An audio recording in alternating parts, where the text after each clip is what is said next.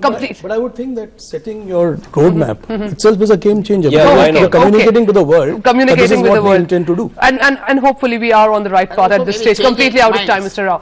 Telling you how to change your mind now. Don't Okay. forget the past. Okay. Thank you very much, Mr. Rao, Mr. Mehta, and Mr. Thomas for joining us in this program. And that's all we have for you in this edition of Countdown to Suri's Budget. Thank you very much for watching.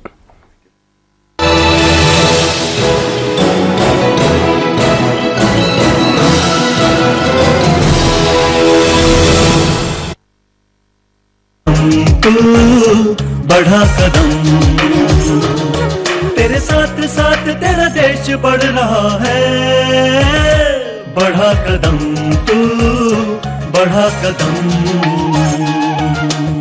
ये तेरा योगदान है जो विश्व में नाम है ये देश तेरे टैक्स से छू रहा आसमां है तेरे टैक्स से ही चलेगा ये वतन बढ़ा कदम। आप कदम बढ़ाइए अपना आयकर देकर अपना एडवांस टैक्स अदा करें 15 मार्च 2015 तक आयकर विभाग द्वारा जारी।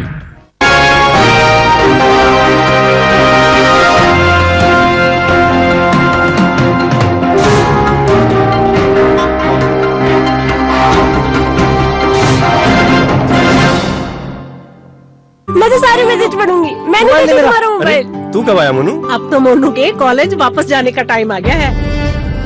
जब भी कॉलेज जाने की बात करो इसका चेहरा उतर जाता है, कुछ तो गड़बड़ है। नहीं नहीं, नया नया स्टूडेंट है ना, तो सीनियर तो रैगिंग करते ही होंगे।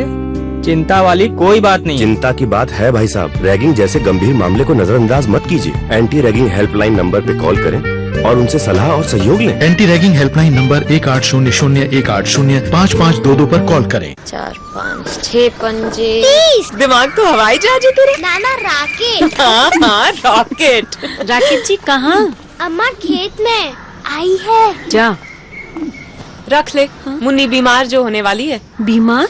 खुले में शौच करेगी, उस पे मंडराएंगी मक्खियाँ। फिर वही मक्खियाँ तेरे बनाए खाने पर बैठ उसे दूषित करेंगी और मुन्नी को बीमार। घर में शौचालय बनवा और इस्तेमाल कर। स्वच्छ भारत मिशन, एक कदम स्वच्छता की ओर। जहाँ सोच वहाँ शौचालय। चल रे साथी चल रे बंधु कर अपना धन पाने की पहल। अस्पताल और स्कूल बनेंगे, घर घर में चूल्हे जलेंगे, जरूरतमंद भी होंगे सबल। अब कालाबाजारी रुक जाएगी अम्मा। आज ही पहल यानी DBTL योजना से जुड़े और देश निर्माण में हाथ बटाएं। अपना धन पाओ, जन धन बचाओ। हम साथ चलें, मिल के चले और मिल करके हम देश को आगे बढ़ाएं। पेट्रोलियम मंत्रालय द्वारा जनहित में जारी। नीचे काकी घर में शौचालय कहाँ है? बहू को घर में कहाँ, खुले में ही जाना पड़ेगा। फिर तो तुम घूंघट भी खोल ही दो। एक तरफ तो आपको बहू का घूंघट भी सरकाना गवारा नहीं और दूसरी तरफ उसे खुले में। इस तरह तो हमने कभी सोचा ही नहीं था। तो अब सोचो, घर में शौचालय बनवाओ और इस्तेमाल करो। स्वच्छ भारत मिशन, एक कदम स्वच्छता की ओर। जहाँ सोच वहाँ शौचालय। जी मैं गैस कंपनी से आया हूँ। गैस चूल्हा और पाइप चेक करने हैं। आइए। क्या आपको इस व्यक्ति से इसका पहचान पत्र नहीं मांगना चाहिए था? मैडम पाइप से गैस लीक हो रही है, तुरंत बदलना होगा वरना जानलेवा हादसा हो सकता है। आप पाइप बदल देंगे? 500 रुपए लगेंगे। क्या आपको तसल्ली नहीं करनी चाहिए थी कि आपकी गैस पाइप वाकई ही खराब है? अपने चूल्हे, गैस पाइप आदि की जांच तथा सर्विस अपने ऑथराइज्ड डिस्ट्रीब्यूटर से ही करवाएं। वो क्या है जो हम सबको प्रेरित करता रहा हिंसा के बिना स्वाधीनता के लिए लड़ने को? वो क्या है जो राष्ट्रीय दल को चालित करता है कट्टर विरोधी पर काबू पाने को? वो क्या है जो भारत के जन जन से इतनी मेहनत करवाता है आर्थिक प्रगति के लिए, प्रतिबद्धता और हमारे देश का गौरव? भारत एक और ऐतिहासिक उपलब्धि के लिए तैयार है, खुले में शौच का समापन। भारत को एक स्वच्छ और खुशहाल देश बनाने में मदद करें, ये हमारे हाथ में है।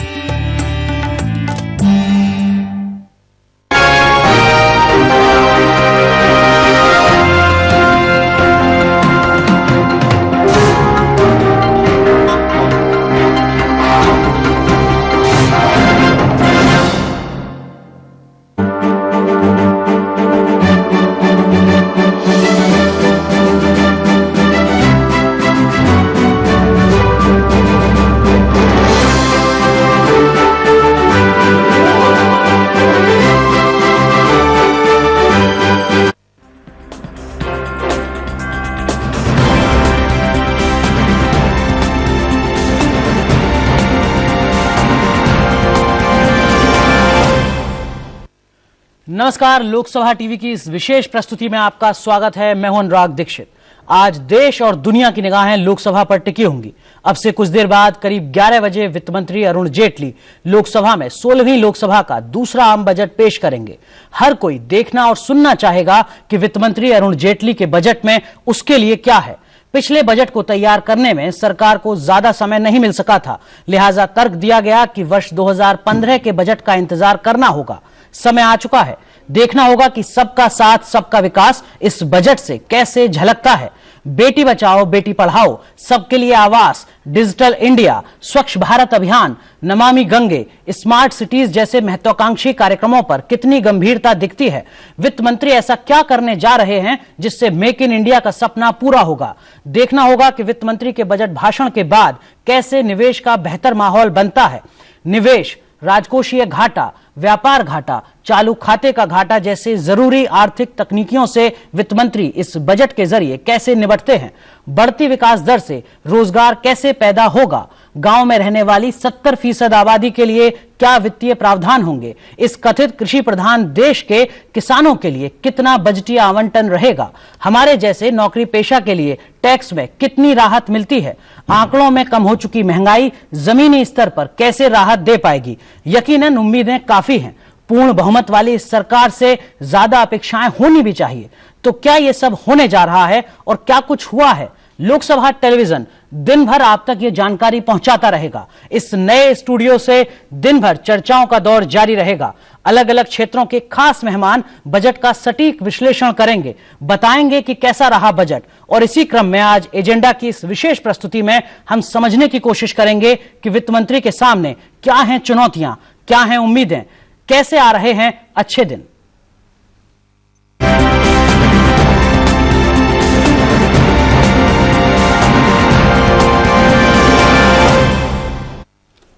तो इस विशेष प्रस्तुति में हमारे साथ स्टूडियो में जुड़ चुके हैं 3 बहुत ही खास मेहमान। मेरे साथ हैं डॉक्टर BC बरहा साहब, आप अर्थशास्त्री हैं, नाबार्ड से जुड़े रहे हैं, NACP से जुड़े रहे हैं, कृषि मामलों के जानकार हैं। बहुत बहुत स्वागत है आपका बरहा साहब कार्यक्रम में। हमारे साथ जुड़ रहे हैं एक और खास मेहमान मोहन गुरुस्वामी जी, आप भी मूलतः अर्थशास्त्री हैं, संस्थापक हैं सेंटर फॉर पॉलिसी ऑल्टरनेटिव्स के। बहुत बहुत स्वागत है साहब आपका भी कार्यक्रम में। और हमारे साथ जुड़ रहे हैं अरुण जैन साहब, आप को चेयरमैन हैं एसोचैम के। तो इंडस्ट्री के लिए क्या कुछ है आपसे भी समझने की कोशिश करेंगे। लेकिन इन सब के बीच वित्त मंत्री संसद भवन परिसर में पहुंच चुके हैं अपने उस ब्रीफकेस के साथ जिस पर सबकी निगाहें रहेंगी। ये आप देख रहे हैं तस्वीरें संसद भवन परिसर से। वित्त मंत्री संसद भवन पहुंच चुके हैं। अब से कुछ देर बाद लगभग 40 मिनट 50 मिनट के बाद वित्त मंत्री अरुण जेटली लोकसभा में बजट भाषण पढ़ेंगे, बताएंगे कि आने वाले दिनों में सरकार का किस तरीके का विजन है। और सब कुछ इसी ब्रीफकेस में है। नीतियों के स्तर पर, विजन के स्तर पर जो भी कुछ अब सरकार का एजेंडा दिखेगा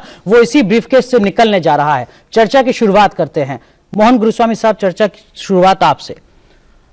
जिस तरीके की आर्थिक समीक्षा कल पेश हुई है, पहले हम यही समझना चाहेंगे कि क्या इस बजट भाषण को तैयार करते वक्त वित्त मंत्री के सामने कुछ चुनौतियां भी हैं, या फिर जो तर्क दिए जा रहे हैं जिसमें बेहतर मौसम की संभावना है, जिसमें पेट्रोल डीजल के कच्चे दाम, गिरते दाम हैं, जिसमें कुछ अलग अलग और कारण दिए जा रहे हैं, सब कुछ अच्छा है?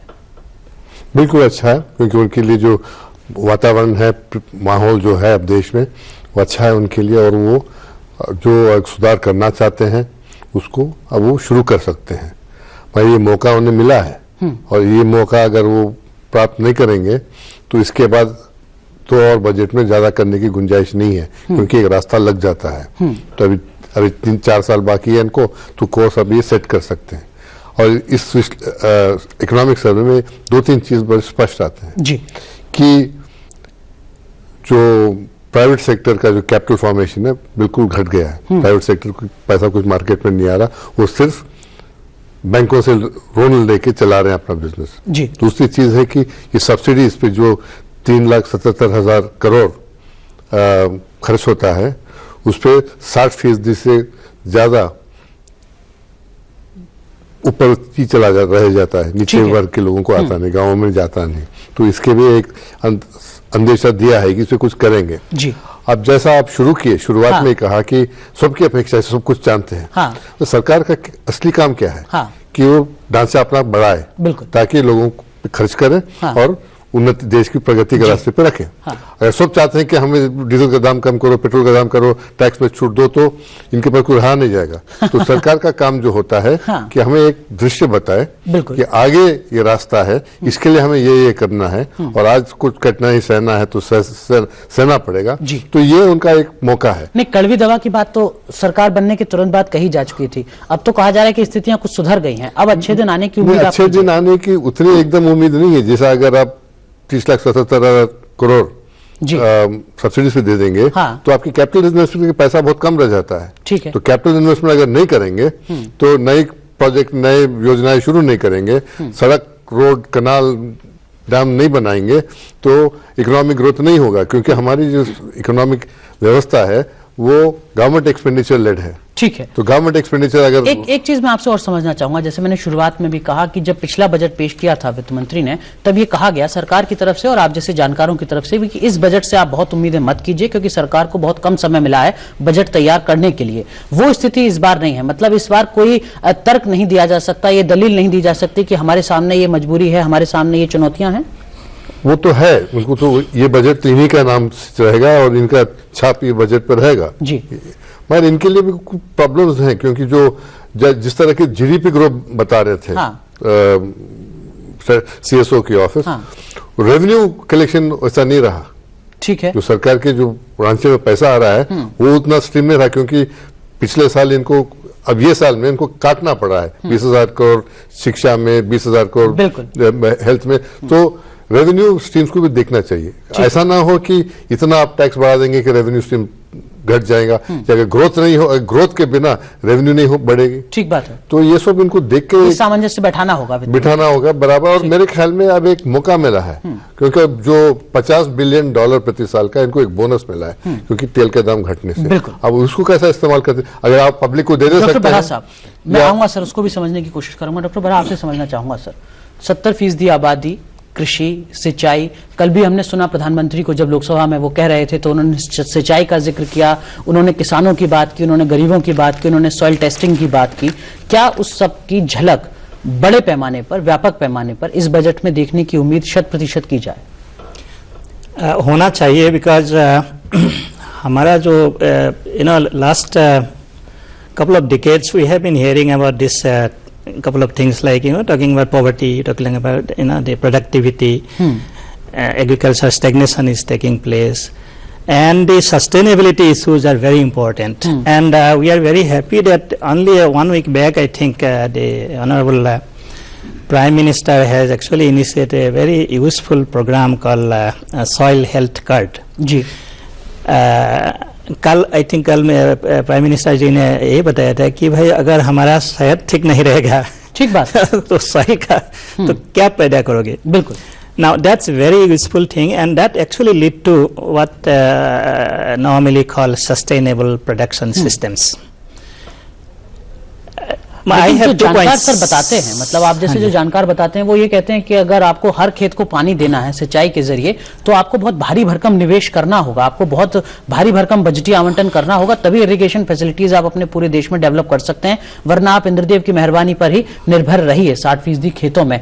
ठीक उसी तरीके की बात सॉइल टेस्टिंग की भी है, जिसका आप अभी जिक्र कर रहे हैं। गांव-गांव में आपको लैब्स डेवलप करने हैं, ये इतना आसान नहीं है। मतलब टोकन सिर्फ आपने 50 करोड़ 100 करोड़ दे दिया और उससे स्थितियां बदल गई देश के 6 लाख गांव की, वो नहीं है। तो क्या आपको लगता है कि वास्तव में इस बजट में गांव का ध्यान रखा जाना है? यस, ना आपने सही बताया। इंद्रदेव तो हमारा पुजिया तो हाई है, इंद्रदेव का तो भरोसा में रहना ही पड़ेगा, बिकॉज अभी जैसे आपको लगभग 50% ओनली इरिगेटेड एरिया है जी, और we have to go long. Now that needs a lot of heavy investment, but I am actually of the opinion that more than creating assets, I think using the assets properly is very important. ठीक है. Unless we do that, it will be a kind of what you call infrastructure investment. Regarding the soil health, I think you are right. गाँव-गाँव पहुँचना तो I am not sure, but at least in every block panchayat, if we can establish some kind of facilities, you cannot have a full-fledged laboratory. ठीक बात है, कहीं से शुरू करना होगा. But I am happy in one sense, at least some beginning has been made with 100 labs. शुरुआत होनी चाहिए. 100 labs to start with. Sir Arun Jain से भी समझ लेते हैं. सर मैं आपके पास आऊंगा, एक ब्रेक भी लेना है. ये कहा जाता है राजनीतिक दलों की तरफ से, ये आरोप लगता रहा है हर सरकार के ऊपर कि बजट सिर्फ उद्योग जगत को ध्यान में रखकर ही तैयार किया जाता है। आपको लगता है कि हाँ, आपका ध्यान रखा जा रहा है, आपके लिए अच्छे दिन आने वाले हैं, सबके लिए आए? वैसे देखिए, उम्मीद तो है कि सबके लिए आएंगे और सबके लिए अंदर उद्योग जगत भी आता है। हाँ। जैसे जेटली साहब ने कल बोला कि आप इंडस्ट्री को और इंफ्रास्ट्रक्चर को एक नेगेटिव वर्ड मत बनाइए, नहीं तो जॉब्स क्रिएट नहीं होंगी। ठीक बात है। और ये एक बहुत की मंत्र है, और मेरे ख्याल मैं इन दो शब्दों को पकड़ के अगर चलूं तो मेरे को लगता है कि इस बार इंडस्ट्री को और इंफ्रास्ट्रक्चर को बहुत महत्वपूर्ण स्थान मिलेगा बजट के अंदर। जहां तक आपका ये जो आरोप लगता है सर, इसके पीछे एक तर्क भी है। अब पिछली सरकार के ऊपर ये आरोप लगता रहा कि तब ग्रोथ पर तो काफी ज्यादा जोर दिया गया, बजटीय आवंटन भी हुआ, उद्योग जगत को 5 लाख करोड़ 5.5 लाख करोड़ रुपए की राहतें भी दी गई, लेकिन जब रोजगार के आंकड़े देखे गए तो उसमें उतना ज्यादा बढ़ोतरी नहीं मिली। तो इसको लेकर थोड़ा विरोधाभास पैदा होता है और इसी को लेकर एक छवि थोड़ी बदलती दिखती है। उसका रीजन मैं आपको बताता हूं। जैसे मोहन जी ने अभी बोला कि प्लान एक्सपेंडिचर तो आपने करीब 35% के करीब उठा के ले गए आप, प्लान ग्रोथ रेट आप, लेकिन एक्चुअल जो ग्रोथ रेट हुई प्लान एक्सपेंडिचर की वो सिर्फ 7% हुई। और हमारा जो देश है वो गवर्नमेंट की प्लान एक्सपेंडिचर से ज्यादा मूव होता है, ये बात आपको माननी पड़ेगी। टैक्स रेवेन्यू आपने 20% का पिछले 3 साल से टारगेट बनाया, जबकि एक्चुअली ग्रोथ रेट उसके अंदर सिर्फ 10% की हुई। तो आप मेरे को बताइए, इन कंडीशंस के अंदर जो कॉर्पोरेट जगत है वो बिल्कुल पिस गया। कैसे पिस गया? उसके अंदर कैपेसिटी बढ़ गई, बैंकों से लोन उसने ज्यादा ले लिए और जॉब क्रिएशन नहीं हुई। वो सिर्फ अपने आप को ड्रैग कर रहा था उस दौरान। ठीक है, क्योंकि बैंकों से उसको कोई राहत नहीं मिल रही थी, मार्केट के अंदर कोई कंजम्पशन नहीं बढ़ी है। आपने देखा कि जीडीपी के अंदर और आम आदमी की हालत, इन्फ्लेशन के अंदर, कंज्यूमर प्राइस इंडेक्स के अंदर उसके पास पैसा बचा ही नहीं था। ठीक है, तो यही इस साल सबको उम्मीद है, क्योंकि करंट अकाउंट डेफिसिट हमारा बहुत कंट्रोल में है इस साल, इन्फ्लेशन बहुत नीचे है, मॉनसून की आशा बहुत अच्छी है जो मेट्रोलॉजिकल डिपार्टमेंट बता रहे हैं, सब कुछ अच्छा लग रहा है। तो इस कंडीशंस के अंदर जब सब्सिडी कम हो रही है, अपरेंटली गवर्नमेंट को कम देनी पड़ेगी, वित्त मंत्री के हाथ में ज्यादा पैसा होगा इस साल, ठीक है, खर्च करने के लिए। सबसे बड़ी बात है कि जो मेन हमारे प्रधानमंत्री हैं, उनका फोकस बहुत क्लियर है। उनका फोकस है कि मेरे को गांव को तरक्की देनी है, मेरे को मेक इन इंडिया मैन्युफैक्चरिंग को, क्योंकि मैन्युफैक्चरिंग सेक्टर और ये साथ साथ चल सकता है। इसको अलग अलग तरीके से हम जैसे लोगों को देखने की जरूरत ही नहीं है। एक छोटा सा ब्रेक लेने के लिए कहा जा रहा है, एक छोटा सा ब्रेक यहाँ पर ले रहे हैं और ब्रेक के बाद जब लौटेंगे तो एक और खास मेहमान हमारे साथ चर्चा में जुड़ेंगे, कुछ और पहलुओं को समझने की कोशिश करेंगे, टैक्स में किस तरीके की राहत की उम्मीद की जाए, क्योंकि बहुत सारे लोगों की नजरें बजट में सिर्फ टैक्स को लेकर ही रहती हैं। ये भी जानने की कोशिश एक छोटे से ब्रेक के बाद।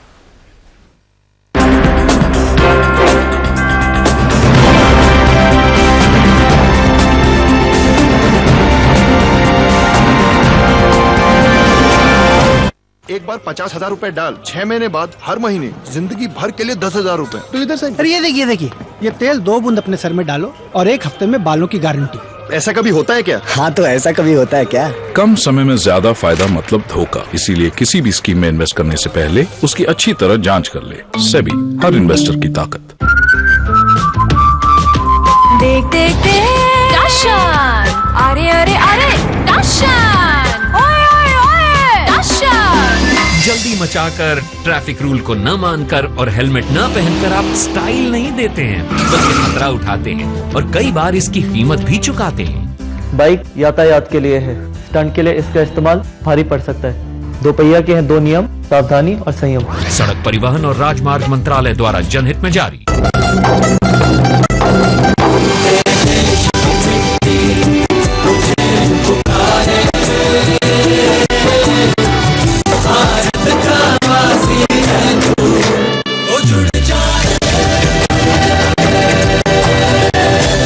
मिट्टी से ही शान, मिट्टी से ही पहचान, तो बनिए हिस्सा नेशनल पॉपुलेशन रजिस्टर का। कैंप्स शुरू हो चुके हैं। राष्ट्रीय जनसंख्या रजिस्टर, मेरी पहचान, मेरा अभिमान।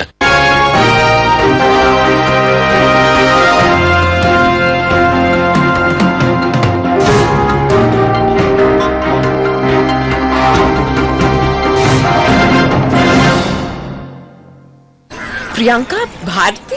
हाँ। ए शारदा, विमल, हरिया, सब इधर आओ।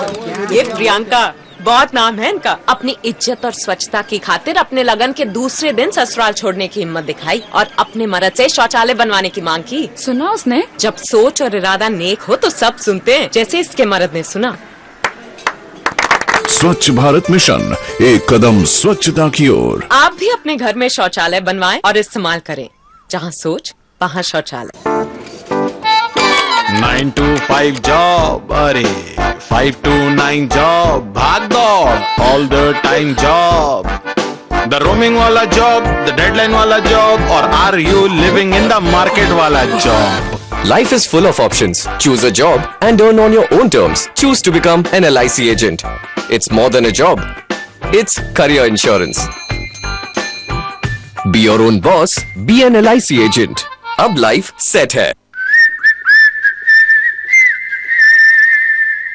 अब 1 जनवरी से पाएं LPG सब्सिडी सीधे अपने बैंक अकाउंट में। इंतजार ना करें, आज ही पहली योजना से जुड़ें। अपने डिस्ट्रीब्यूटर से संपर्क करें या फिर लॉग ऑन करें www.mylpg.in पर या फिर टोल फ्री नंबर पर कॉल करें।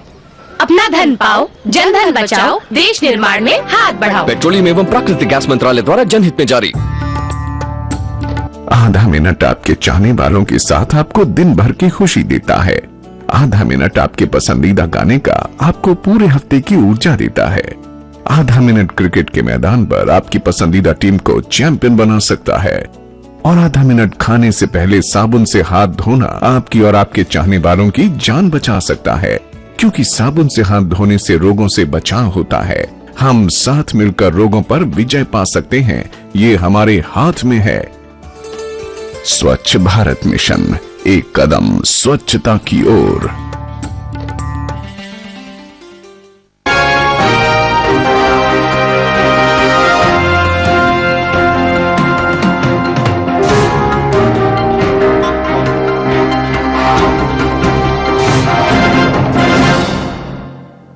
दस 10,000 इन्वेस्ट करो, 6 महीने के बाद 20,000। अच्छा, जितना डालो उतना डबल डबल। मिस्टर कुमार है ना, उन्होंने भी इन्वेस्ट किया। कुमार सर है ना, उन्होंने भी इन्वेस्ट किया था।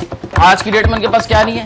अरे मिस्टर कुमार कौन है? तो कुमार कहीं सुनी पर यकीन न करें। पैसे इन्वेस्ट करने से पहले खुद जांचिए, परखिए, फिर इन्वेस्ट कीजिए। सेबी, हर इन्वेस्टर की ताकत। कहाँ से लेके आए हो नई मछलियाँ? राम राम भाई, राम राम भाई। सुना तेरी मछलियाँ मर गई सारी, लाखों की चपत लग गई। बीमा तो करा रखा था ना? बीमा वाले कहते हैं देवी विपत्ति है, क्लेम नहीं मिलेगा। मछली प्राकृतिक आपदा से नहीं तो क्या रेल से कट के मरेंगी। और तू नक्षत्र सिंह का केस भूल गया, कोर्ट ने पूरा क्लेम दिलवाया था। अपनी फसल या जानवरों का बीमा करवाते समय दस्तावेज की शर्तों को ध्यान से पढ़ें। अंकल, हम आपको रोड क्रॉस करवा दें? अंधे हो क्या? अरे भैया, मुझे तो भगवान ने आंखें नहीं दी हैं, पर आप तो आंखें होते हुए भी अंधों जैसा बर्ताव क्यों कर रहे हो? अंकल, आपको जेब्रा क्रॉसिंग नजर नहीं आई क्या? हमेशा गाड़ी चलाते समय जेब्रा क्रॉसिंग पर पैदल यात्रियों का ध्यान रखें। पहले पैदल यात्रियों को सड़क पार करने दें, ये चालक की जिम्मेदारी है। सड़क पर संयम से काम लें, सुरक्षित रहें, दूसरों को भी सुरक्षित रखें। 4, 5, 6 पंजे। 30। दिमाग तो हवाई जहाज है तेरे। नाना राकेट। हाँ, रॉकेट। राकेट जी कहाँ? अम्मा खेत में आई है। जा रख ले। मुन्नी बीमार जो होने वाली है। बीमार? खुले में शौच करेगी, उस पे मंडराएंगी मक्खियाँ। फिर वही मक्खियाँ तेरे बनाए खाने पर बैठ उसे दूषित करेंगी और मुन्नी को बीमार। घर में शौचालय बनवा और इस्तेमाल कर। स्वच्छ भारत मिशन, एक कदम स्वच्छता की ओर। जहाँ सोच वहाँ शौच।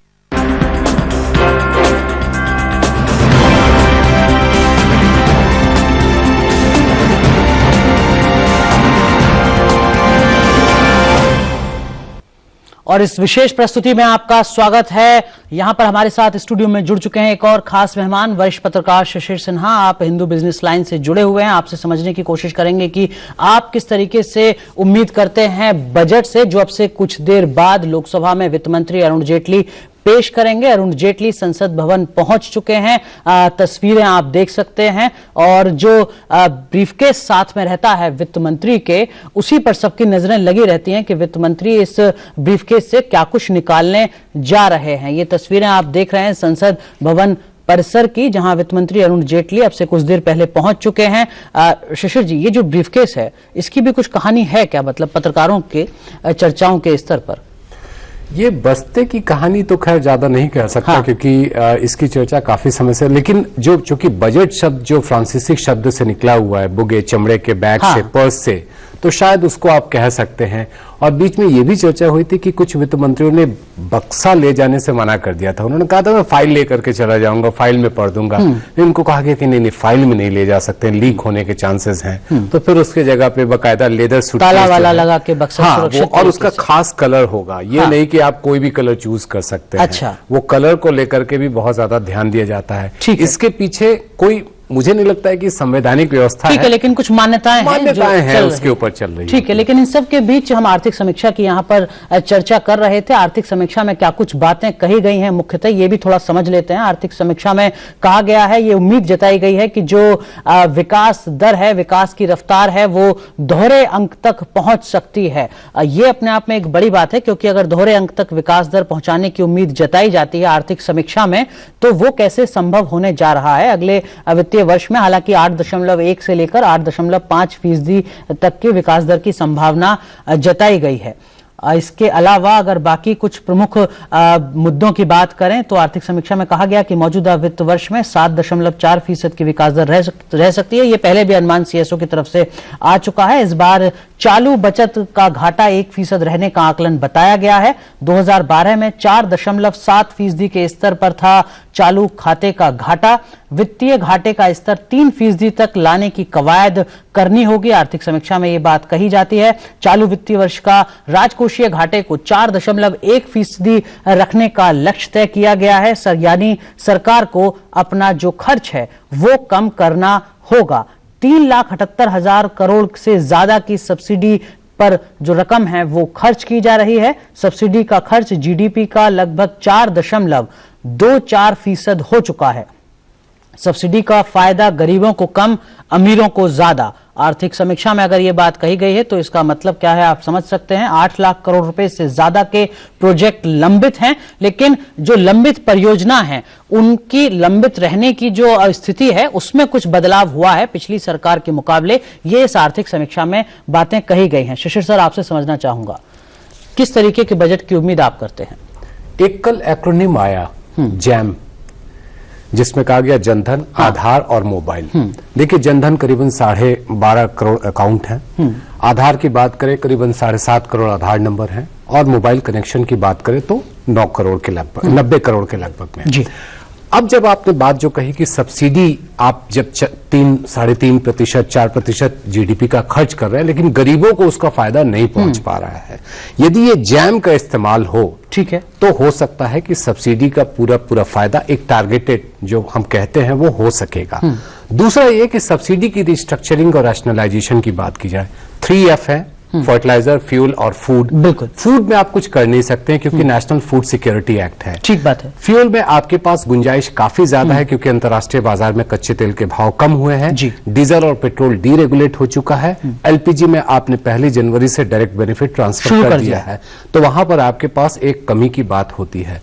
फर्टिलाइजर एक वाकई में चिंता का विषय है क्योंकि यूरिया का कंजम्पशन हमारे देश में कम नहीं हो पा रहा है। और आप किसानों को कितना भी समझा लीजिए कि जमीन की स्थिति को देखते हुए आप यूरिया का इस्तेमाल खेती का एक महत्वपूर्ण हिस्सा बन गया है। खेती का एक महत्वपूर्ण, और अभी आपको पता होगा कि जब ये रबी की बुआई हुई, रबी की बुआई के समय में यूरिया की काफी कमी देखने को मिली है, जिसका असर पड़ा है। तो आप फर्टिलाइजर में शायद नहीं कर पाए, लेकिन अगर पहले 2 F में कमी हो जाती है, 1 F में कमी हो जाती है, जो करीबन 60 से 65,000 करोड़ रुपए के करीब में बनता है, ठीक है, जो फ्यूल का है, तो शायद थोड़ा बहुत जो हम टारगेट की बात करें कि 2% से नीचे लाना है सब्सिडी को अपने जीडीपी के, उसमें हम कर पाएंगे। और सब्सिडी का rationalisation plus direct benefit transfer, यानी कि जो जरूरतमंद है सिर्फ उन्हीं तक पहुंचे, तभी जाकर के आप फिस्कल कंसोलिडेशन का सही फायदा ले पाएंगे, नहीं तो ये केवल आंकड़ों में उलझ के रह जाए। मोहन गुरुस्वामी साहब, आपसे समझना चाहूंगा सर, आम आदमी जो आर्थिक पहलुओं को बहुत ज्यादा नहीं समझता है, जो कैट, फिस्कल डेफिसिट, चालू खाते का घाटा, इनकी तमाम तकनीकियों को नहीं समझता है,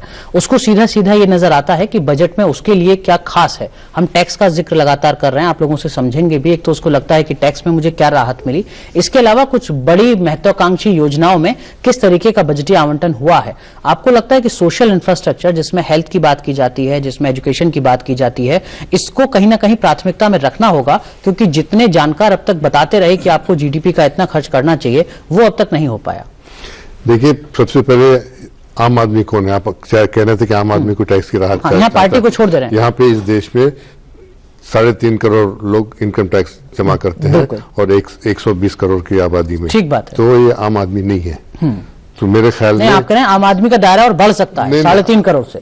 नहीं, आम आदमी का दायरा अगर बढ़ाना तो टैक्स स्लैब नीचे ले जाना पड़ेगा आपको, तो और या लोगों को ऊपर लाना पड़ेगा।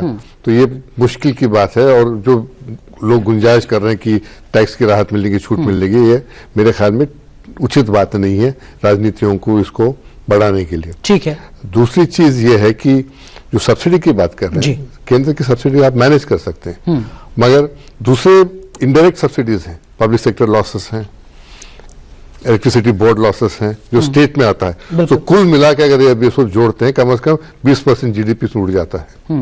तो इसको भी कैसे दायरे में लाएंगे कि पावर लॉसेस को कैसे बंद करेंगे? ठीक है। तो दूसरी चीज है कि अब जो कृषि की बात की है प्रोफेसर साहब ने, तो कृषि में इन्वेस्टमेंट कम हो गया है। क्या खर्चा तो हो रहा है, फर्टिलाइजर सब्सिडी आप दे रहे हैं 1 लाख करोड़ के खरीद, और फूड प्रोक्योरमेंट भी एक तरह की सब्सिडी है, क्योंकि वो सिर्फ 3 राज्यों में होता है, पंजाब, हरियाणा और आंध्र प्रदेश में। जो जवार मिलेट ग्रो होता है उन लोगों को प्रोक्योरमेंट नहीं है, तो एक तरह की सब्सिडी है वो, तो सारा पैसा उसमें चला जाता है। तो पिछले 20 साल में कोई नया इरिगेशन पोटेंशियल डेवलप नहीं किया है। ठीक है। और स्टेट सब्जेक्ट है इरिगेशन, और वो लोग के पास तो पैसा नहीं है कि वो अपने फ्री बिजली सब में देते रहे। तो एक मोदी जी जो कह रहे हैं कि कोऑपरेटिव फेडरलिज्म, संघीय, तो इसके साथ बैठ के सबको ऑन बोर्ड लाना पड़ेगा। वो आ भी रहे हैं, कुछ स्थितियां बदली हैं, कुछ स्थिति बदली है, अभी ज्यादा पैसा स्टेट को दे रहे हैं, मगर ये ज्यादा पैसा आप स्टेट को दे देंगे तो ऐसे ही उड़ा देंगे। या आपको घर में अगर आप ठीक है सर, 5 साल का चक्र वहां भी चलता है, अगर ऐसे ही उड़ाना इतना आसान नहीं। घर में आदमी का सिगरेट पीने की आदत है, ठीक है, तो बच्चों को दूध देना या सिगरेट पीना, ये तय करना है। ठीक है, एक छोटा सा ब्रेक यहाँ पर लेना होगा, लेकिन ब्रेक पर जाने से पहले हम आपको बता दें कि आज वित्त मंत्री जब संसद में बजट भाषण पेश करेंगे, उसके तुरंत बाद आप यहाँ लोकसभा टेलीविजन में वित्त मंत्री अरुण जेटली से खास मुलाकात देख सकते हैं। यहाँ हमने तैयारियां अपनी तरफ से की हैं, जहां 3 वरिष्ठ आर्थिक पत्रकार वित्त मंत्री से सवाल पूछेंगे, वित्त मंत्री उनके सवालों के जवाब देंगे। सवाल बुनियादी तौर पर यही होंगे कि किस तरीके की चुनौतियां रही आपके सामने बजट तैयार करने से पहले, और इस बजट में आपके हिसाब से क्या है खास। तो बजट भाषण पेश होने के बाद, बजट भाषण के तुरंत बाद आप देख सकते हैं वित्त मंत्री का से खास मुलाकात का सीधा प्रसारण लोकसभा टेलीविजन में। फिलहाल यहां पर ले रहे हैं एक छोटा सा ब्रेक, तुरंत हाजिर हो रहे हैं।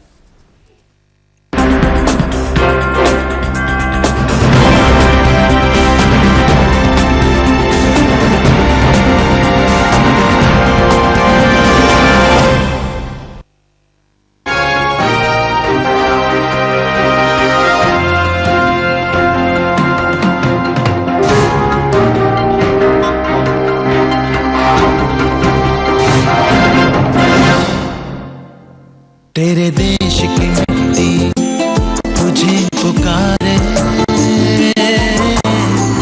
भारत का वासी है तू, बात ये गर्व से बतला रे। ओ जुड़ जा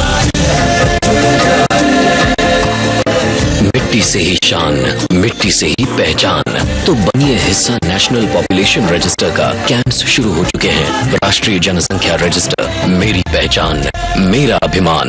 अब 1 जनवरी से पाएं एलपीजी सब्सिडी सीधे अपने बैंक अकाउंट में। इंतजार ना करें, आज ही पहली योजना से जुड़ें। अपने डिस्ट्रीब्यूटर से संपर्क करें या फिर लॉग ऑन करें www.mylpg.in पर, या फिर टोल फ्री नंबर पर कॉल करें। अपना धन पाओ, जन धन बचाओ, देश निर्माण में हाथ बढ़ाओ। पेट्रोलियम एवं प्राकृतिक गैस मंत्रालय द्वारा जनहित में जारी। आपने कहा था बिल्डिंग कंस्ट्रक्शन 20 तक पूरी हो जाएगी। मैंने इस महीने की 20 का होगा। इस महीने की भी 20 निकल गई। फ्लैट का पोसेशन मेरा मतलब ये वाली 20 था, ये वाली था मतलब, हाँ वही है। बस अगर अब आपने फ्लैट का पोसेशन नहीं दिया तो हम आपके खिलाफ कंज्यूमर फोरम जाएंगे। और मैंने कौन सा लिख के दिया क्या कंस्ट्रक्शन कितने टाइम में पूरी होगी? ये क्या कर रहे हो आप? ये कंज्यूमर फोरम है तो आप भी गए, क्योंकि बिल्डर और बायर के बीच में ये एग्रीमेंट जरूरी है, जिसमें ये लिखा हो कि कंस्ट्रक्शन कब पूरी होगी और पोजीशन कब मिलेगा। वो क्या है जो हम सबको प्रेरित करता रहा हिंसा के बिना स्वाधीनता के लिए लड़ने को? वो क्या है जो राष्ट्रीय दल को चालित करता है कट्टर विरोधी पर काबू पाने को? वो क्या है जो भारत के जन जन से इतनी मेहनत करवाता है आर्थिक प्रगति के लिए, प्रतिबद्धता और हमारे देश का गौरव। भारत एक और ऐतिहासिक उपलब्धि के लिए तैयार है, खुले में शौच का समापन। भारत को एक स्वच्छ और खुशहाल देश बनाने में मदद करें, ये हमारे हाथ में है।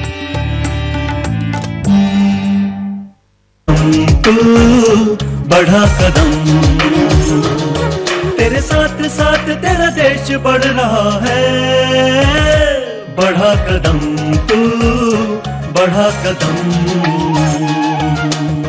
ये तेरा योगदान है जो विश्व में नाम है। ये देश तेरे टैक्स से छू रहा आसमां है, तेरे टैक्स से ही चलेगा ये वतन। बढ़ा कदम। आप कदम बढ़ाइए अपना आयकर देकर। अपना एडवांस टैक्स अदा करें 15 मार्च 2015 तक। आयकर विभाग द्वारा जारी।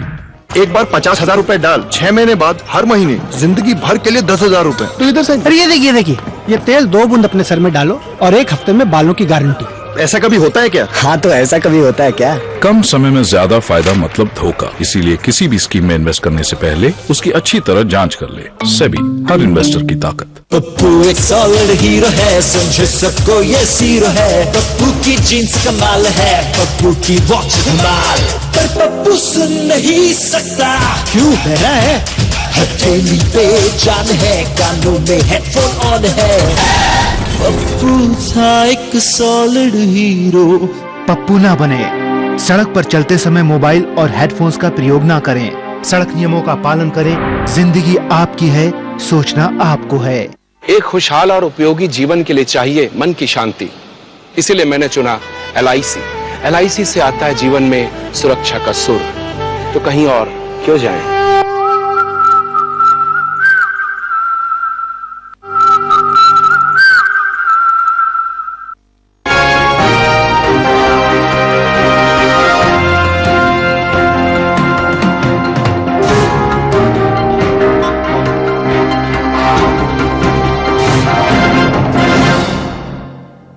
मैं तो सारे मैसेज पढ़ूंगी। मैंने नहीं तुम्हारा मोबाइल।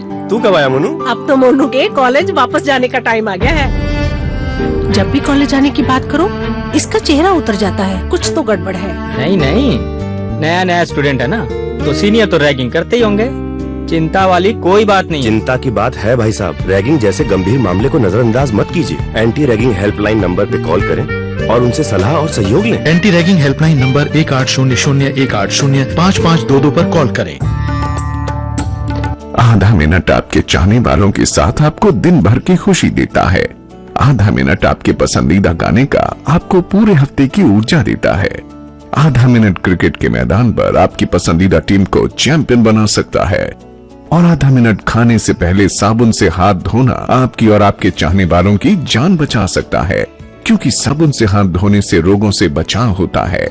हम साथ मिलकर रोगों पर विजय पा सकते हैं, ये हमारे हाथ में है। स्वच्छ भारत मिशन, एक कदम स्वच्छता की ओर। अब 1 जनवरी से पाएं LPG सब्सिडी सीधे अपने बैंक अकाउंट में। इंतजार ना करें, आज ही पहली योजना से जुड़ें। अपने डिस्ट्रीब्यूटर से संपर्क करें या फिर लॉग ऑन करें www.mylpg.in पर या फिर टोल फ्री नंबर पर कॉल करें। अपना धन पाओ, जन धन बचाओ, देश निर्माण में हाथ बढ़ाओ। पेट्रोलियम एवं प्राकृतिक गैस मंत्रालय द्वारा जनहित में जारी।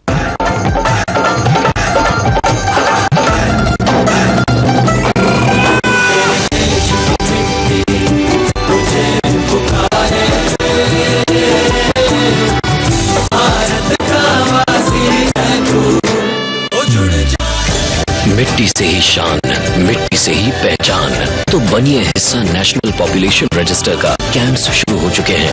राष्ट्रीय जनसंख्या रजिस्टर, मेरी पहचान, मेरा अभिमान।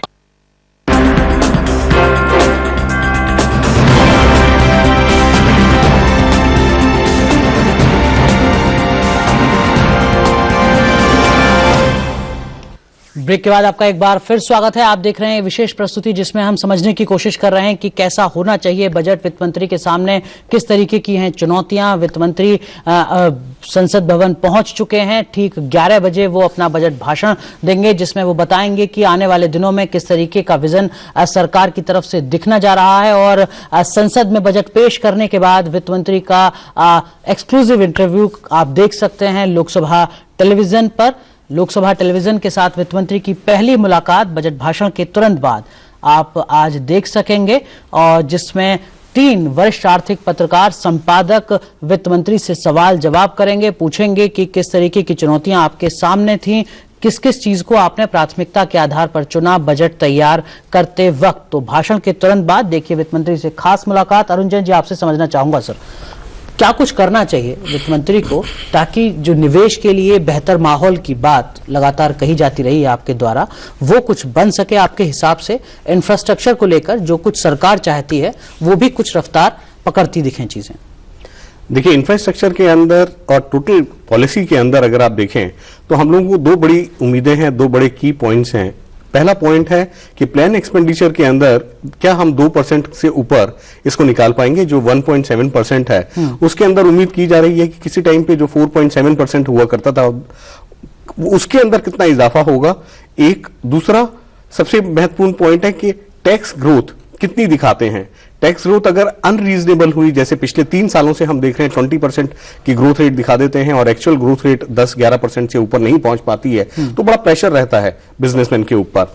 तीसरा सबसे इंपॉर्टेंट पॉइंट है इंफ्रास्ट्रक्चर के ऊपर कैसा जोर होता है, उसका क्या पॉलिसी रोडमैप इस बार दिखाते हैं। उसके अंदर हमारा जो मानना है, एक रिन्यूएबल एनर्जी के ऊपर कितना फोकस रहता है, क्या रोड मैप दिखता है। ठीक है, क्योंकि 2015 के अंदर यूएन का कन्वेंशन है जिसमें बाइंडिंग एग्रीमेंट यूएन हर एक कंट्री से मांगेगा, तो उसके अंदर हमारे को उम्मीद है कि कोई अच्छी एक संभावना दिख रहेगी। दूसरा है कि हम लोग पावर डिस्ट्रीब्यूशन के अंदर क्या नया रोड मैप देखेंगे, जिसके अंदर हम उम्मीद कर रहे हैं कि एक अच्छा खासा बजट उसके अंदर पावर डिस्ट्रीब्यूशन के अंदर दिखाई देगा। तीसरा है रोड्स के अंदर। रोड्स के अंदर हम लोगों को उम्मीद है कि कम से कम 20,000 किलोमीटर की रोड्स एडिशनल इस साल हम लोग देख पाएंगे, जो एक नॉर्मल बजट के हिसाब से और जिस तरीके की अब तक की मंत्रालय की सरकार की नीतियां रही हैं, वो जो पीपीपी एफडीआई जैसे मंत्र दिए जा रहे हैं, आपको लगता है कि हाँ उसमें कोई दिक्कत नहीं? उसके अंदर सरकार उसके अंदर हमने एसोचैम से भी एक नया कॉन्सेप्ट निकाला है, पीपीपीपी, पब्लिक उसके अंदर ऐड करना है। ठीक है, पब्लिक उसके अंदर ऐड करनी पड़ेगी। नॉर्मल पब्लिक को जब तक आप नहीं ऐड करेंगे तब तक उसका संभावना बहुत कम रहती है। चौथा है कि हम लोग जो मेट्रो रेल्स हैं उसको बढ़ावा दें। जो 19 शहर हमने आइडेंटिफाई किए हैं जिसमें 20 लाख से ऊपर की पॉपुलेशन है, उसमें 11 में काम चल रहा है, 8 में अभी हो रहा है, उसको एक्सेलरेट करना है। चौथा है हमारा DMIC, Delhi Mumbai industrial corridor, उसके अंदर हमें फोकस करना पड़ेगा क्योंकि एक बहुत बड़ा प्रोजेक्ट है ये। ठीक है, पॉलिसी मैटर के अंदर अगर आप देखें तो एविएशन के अंदर हम लोग उम्मीद कर रहे हैं कि एविएशन को इंफ्रास्ट्रक्चर सेक्टर के अंदर डाला जाएगा इस साल। आपका जो वाटर और सैनिटेशन है उसके अंदर हम लोग देख रहे हैं कि एक बहुत बड़ी संभावना है, क्योंकि आने वाले टाइम में 2030 तक हम लोग एक बहुत बड़ी इंडस्ट्री के ऊपर उभर के निकलेंगे। ठीक है, टूरिज्म के अंदर हम लोग उम्मीद कर रहे हैं कि एक प्रॉपर रोड मैप दिखाया जाएगा, क्योंकि 2025 तक हम लोग उम्मीद कर रहे हैं कि हिंदुस्तान के अंदर जो एक बहुत बड़ा सेगमेंट है वो निकल के आएगा, जिसकी वजह से हम लोग वर्ल्ड के अंदर फर्स्ट या सेकंड मैप के अंदर टूरिज्म में पहुंच जाएंगे। मोहन गुरुस्वामी साहब, ये सब कैसे होने जा रहा है? मतलब क्या तमाम आर्थिक संसाधन सरकार के पास हैं? क्या जो तमाम उद्योग जगत है उसको लगता है कि हाँ अब हम निवेश कर सकते हैं, अब वो पॉलिसी पैरालिसिस वाली स्थितियां नहीं है? पिछले 9 महीने में चमत्कारिक ढंग से स्थितियां बदल चुकी हैं। इंफ्रास्ट्रक्चर पर जो ध्यान भाषणों में दिया जाता रहा है वो जमीन पर भी कैसे संभव होने जा रहा है? देखिए, जो इन्वेस्टमेंट GDP रेशियो जो है इसको बढ़ाना है। ठीक है, इसकी कोई शक ही नहीं है, बहुत कम है। और जो हमारे देश से, जो आप नहीं मानेंगे, India is a net exporter of capital. तो पैसा जो बाहर जाता है इस देश से, अभी इंटरनेशनल फिगर्स आ रहे हैं, कम से कम $100 बिलियन का पैसा बाहर चला जाता है। तो और सबसे ज्यादा FDI की सबसे ज्यादा बड़ा कंपोनेंट जो है इंडियन मनी है, जो राउंड ट्रिप होके आता है, चीन, चाइना हो या इंडिया हो। ये हमारा सबसे बड़ा निवेश होता है मॉरिशस से, इन्वेस्टमेंट होता है मॉरिशस से। तो अगर जब हमारा देश का पैसा वापस आना शुरू होता है और जब हम हिंदुस्तान की इकोनॉमी देशवासियों को अच्छा दिखता है, पूंजीपतियों को अच्छा दिखता है, तो पैसा आना शुरू हो जाएगा। तो इस पे एफडीआई की जो पाबंदियां हैं इसको निकालना चाहिए और ये पैसा को एनकरेज करना चाहिए वापस आए, जैसे चीन में वगैरह किए हैं। सर, हम ग्राफिक्स के जरिए दिखा रहे हैं जनधन योजना को, जो इस सरकार की बड़ी महत्वाकांक्षी योजनाओं में से एक है। आपको लगता है कि बजटीय आवंटन के स्तर पर भी जनधन योजना के बारे में वित्त मंत्री को सोचना होगा, या जो कुछ अब तक काम चल रहा है उसी रफ्तार को आगे बढ़ाते रहना है? बढ़ाते तो रहना चाहिए, क्योंकि ये अगर इससे डायरेक्ट ट्रांसफर ऑफ सब्सिडीज करेंगे और डायरेक्ट पेमेंट्स करना शुरू करेंगे, एक इनएफिशिएंसी और करप्शन की एक बड़ी सोर्स है, आप निकाल देंगे जी। आप ये भी फैक्टर करना चाहिए कि हमारी जो ब्यूरोक्रेसी है, जो लोअर ब्यूरोक्रेसी, उनकी भी एक अलग जीनियस है, वो शायद क्या रास्ता निकालेंगे इसको बाईपास करने का हमें पता नहीं है। जैसे आप देख रहे हैं कि ड्राइविंग लाइसेंस में पूरा कंप्यूटराइज किया है, फिर भी हो रहा है गड़बड़ होते रहता है कि कोई लाइसेंस रिन्यू नहीं होता बिना कुछ पैसे लिए।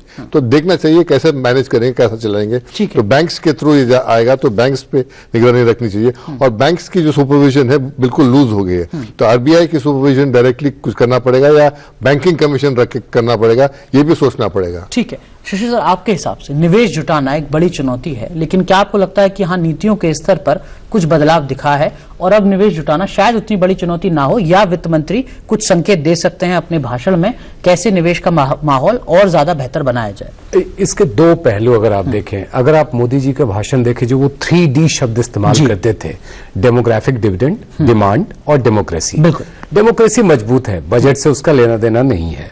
जो आपके दो पहलू हैं, डेमोग्राफिक डिविडेंड और डिमांड। डेमोग्राफिक डिविडेंड का मतलब कि जो 65% आबादी जो कि 35 वर्ष से कम उम्र के हैं, इनको आपको दक्ष बनाना है और इनको रोजगार देना है। इनको रोजगार देंगे, इनको दक्ष बनाएंगे, तो जो एंटरप्रेन्योर डेवलप करने की बात कर रहे हैं, जो एंटरप्रेन्योरशिप स्किल डेवलपमेंट करने की बात कर रहे हैं, उनको एक तैयार श्रमिक मिल पाएगा। अगर ये सब कुछ होगा तो आपका जो मैन्युफैक्चरिंग का जो वॉल्यूम है वो बढ़ेगा। तो डिमांड तभी क्रिएट होगी जब माल सस्ता हो। माल सस्ता बिकेगा अगर ज्यादा बड़े पैमाने पर उत्पादन होता है। और इसी से जुड़ा हुआ एक और पहलू, देखिए इंडस्ट्री की परेशानी क्या है, आज की तारीख में इनके लिए आयात करना आसान होता है, सस्ता होता है, और जो कच्चा माल है वो महंगा मिलता है।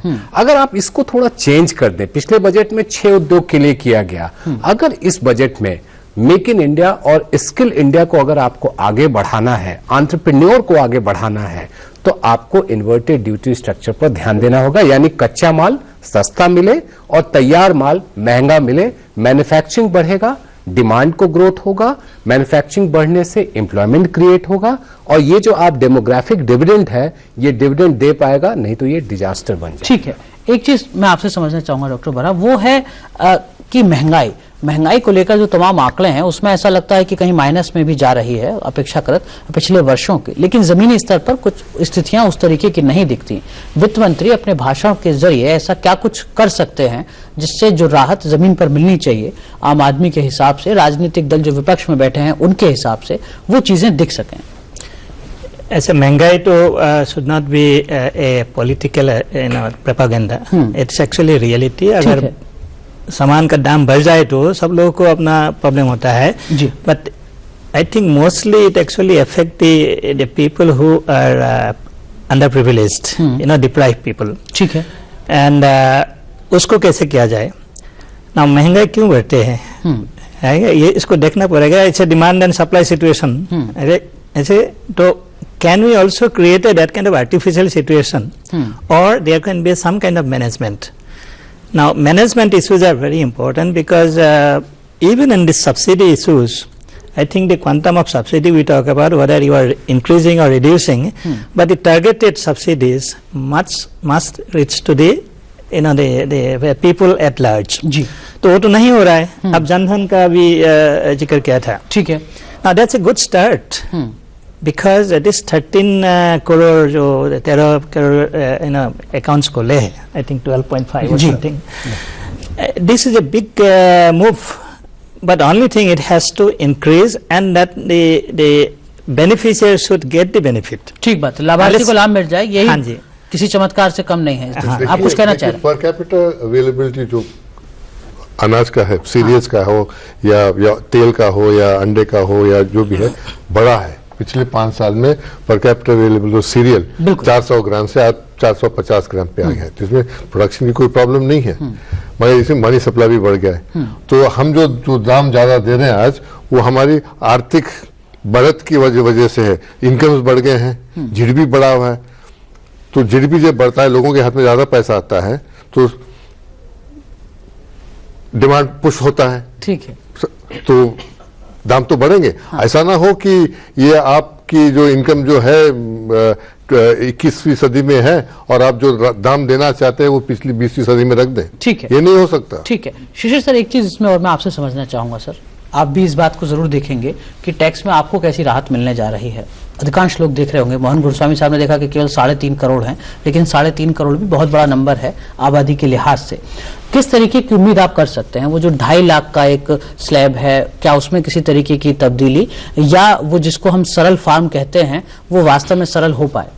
देखिए, दो पहलू हैं। हाँ। पहला तो ये कि अगर इनकम टैक्स की बात करेंगे तो बजट पे सबसे ज्यादा अगर कोई चर्चा होती है तो उसमें सबसे पहला नंबर इनकम टैक्स का होता है। दूसरा आता है कौन सामान सस्ता हुआ, कौन महंगा हुआ। बाकी CAD, FD और RD सब भूल जाइए। अगर जो 2.5 लाख के जो मिनिमम स्लैब है उसको अगर आप 3 लाख करते हैं, और जो ATC के तहत जो सबसे ज्यादा लोगों को ध्यान देता है 1.5 लाख से बढ़ा करके 2 लाख करते, तो सीधे सीधे कहें तो 5 लाख रुपए तक की रकम पूरी तरह से टैक्स फ्री हो जाती है।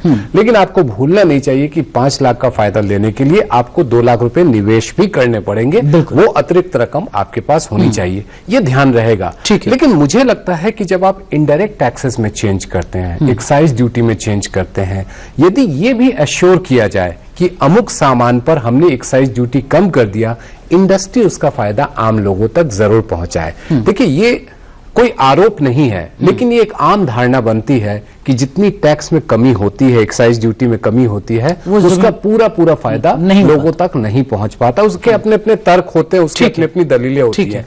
लेकिन ये यदि व्यवस्था कर दें, क्योंकि इनडायरेक्ट टैक्स ऐसा है जो आप समझ लीजिए कि 121 करोड़ में 80 करोड़ 90 करोड़ लोग हैं, वो किसी न किसी रूप में देते हैं। लेकिन जब सरकार की तरफ से टैक्स रिफॉर्म की बात की जाती है तो उसका मतलब क्या है सर? सरल, आपके लिए टैक्स डराए नहीं। टैक्स वैसे ही सुनने के बाद टैक्स आप हमेशा निगेटिव वे में यूज करते हैं। टैक्स आपको डराए नहीं, बल्कि टैक्स देने में आप खुशी महसूस करें। अगर ये व्यवस्था हो जाती है तो ये एक एडमिनिस्ट्रेटिव मेजर रिफॉर्म होगा। कुछ आपको उम्मीद है, जब हम टैक्स की बात कर रहे हैं या ब्याज दरों की बात कर रहे हैं, ब्याज दरों को लेकर नीतियों की बात कर रहे हैं, सस्ते कर्ज की बात कर रहे हैं, क्या कुछ आप उम्मीद लगाए बैठे हैं वित्त मंत्री? बहुत उम्मीद लगाए बैठे हैं। सबसे पहले तो जो ड्यूटी स्ट्रक्चर है उसके अंदर जो एनोमली है कि कच्चा माल जो है, मैं आपको एग्जांपल देता हूं टायर का।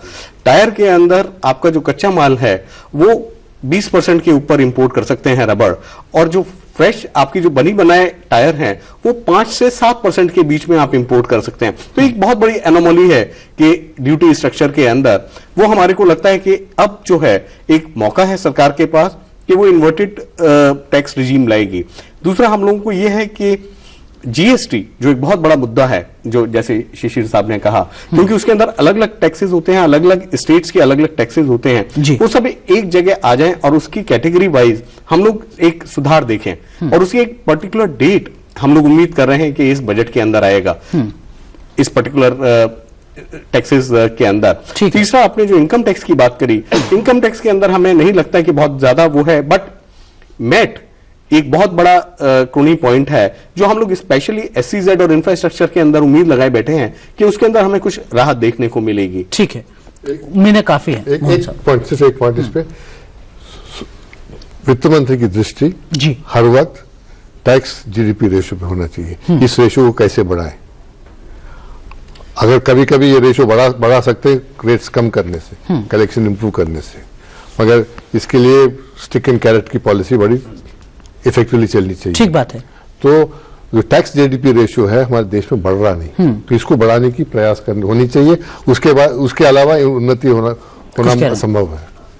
देखिए, उसके अंदर आज भी आप देखें तो हमारा टैक्स रेट दुनिया के ज्यादातर देशों से कम नहीं है, और हमारे टैक्स रेट के अंदर सबसे बड़ी खामियां ये है कि हम लोगों ने जो टैक्स की उलझनें डाली हैं कि रिट्रोस्पेक्टिव टैक्स और जो इतना ज्यादा कॉम्प्लिकेटेड टैक्स स्ट्रक्चर्स हैं, डराने वाला जिसे आप बोलते हैं, उसके अंदर हमारे को सिंप्लीफाई करना पड़ेगा। जैसे मोदी जी का जो विजन है, जो हर एक आदमी को अपील करता है कि सरल करो आप, और जितना भी काम है वो इस तरीके से नहीं होना चाहिए कि आपको ये डर लगे कि अगर मैंने डिस्क्लोज कर दिया सबके अपने अपने तर्क हैं, अपनी सुविधा अनुसार हर कोई तर्क देगा। लेकिन डॉक्टर बरार, मैं आपसे समझना चाहूंगा सर, कृषि, सिंचाई, किसान, ग्रामीण विकास, क्या आपको लगता है कि पिछले बजटों में भी जो अलग अलग सरकारों ने पेश किए हैं उन पर कहीं प्राथमिकता दिख पाई, और अगर नहीं तो इस बार उम्मीद की वजह क्या?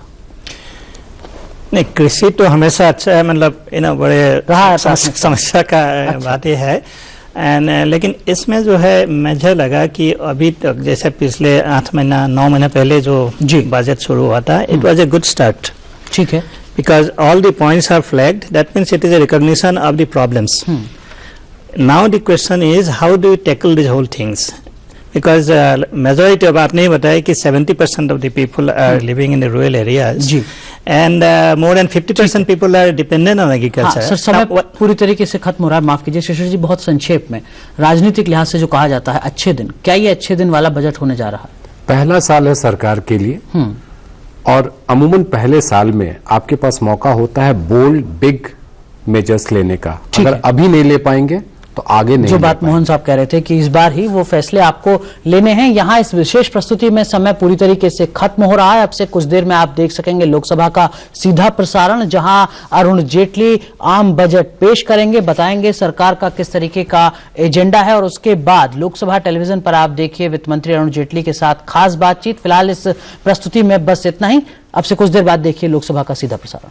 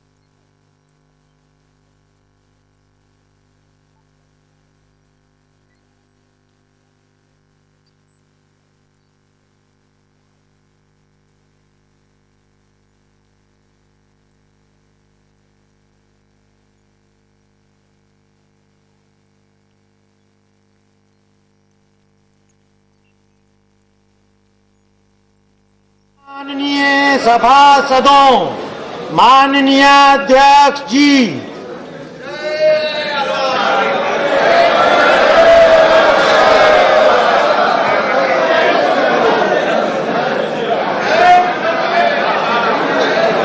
Yes. Item number 1, Sri Arun Jaitley ji to present.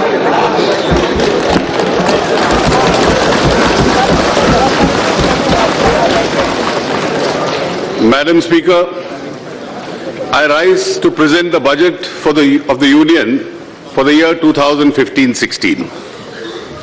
I present this budget in an economic environment which is far more positive than in the recent past. When other countries are facing serious challenges, India is about to take off on a faster growth trajectory once again.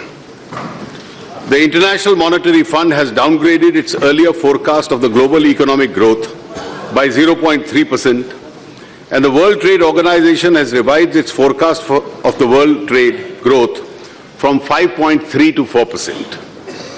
Forecasts for India, however, have either been upgraded or remained the same without downgrades. Madam Speaker, we have also embraced the states as equal partners in the process of economic growth. States have been economically empowered more than ever before. It is my belief that every rupee of public expenditure, whether undertaken by the centre or the states, will contribute to the betterment of the people's life through job creation, poverty elimination and economic growth. In the last 9 months, the NDA government headed by Prime Minister Shri Narendra Modi has undertaken several significant steps to energize the economy. The credibility of the Indian economy has been re-established. The world is predicting that it is India's chance to fly.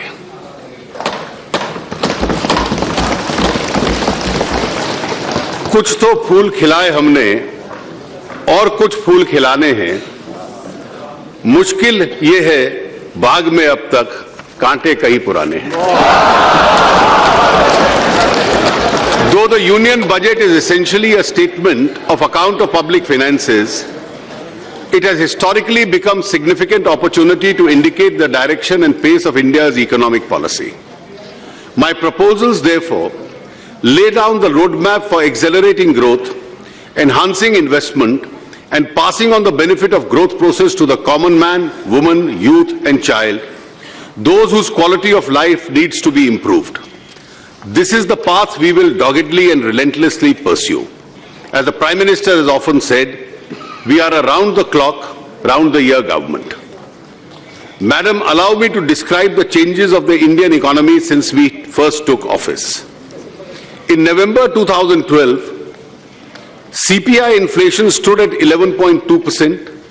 The current account deficit by the first quarter of 2013-14 had reached 4.6% of GDP, and the normal foreign exchange flows until March 2014 were 15 billion US. We inherited a sentiment of, if I may say so, doom and gloom, and the investor community had almost written us off. We have come a long way since then. The latest CPI inflation is 5.1%, and the wholesale price inflation is negative. The current account deficit for the year is expected to be below 1.3% of GDP based on the new series. The real GDP growth is expected to accelerate to 7.4%, making India the fastest growing large economy in the world. Foreign inflows since April 2014 have been about 55 billion US, so that our foreign exchange reserves have increased to a record of 340 billion. The rupee has become stronger by 6.4% against a broad basket of currencies, and ours is the second best performing stock market amongst the major economies.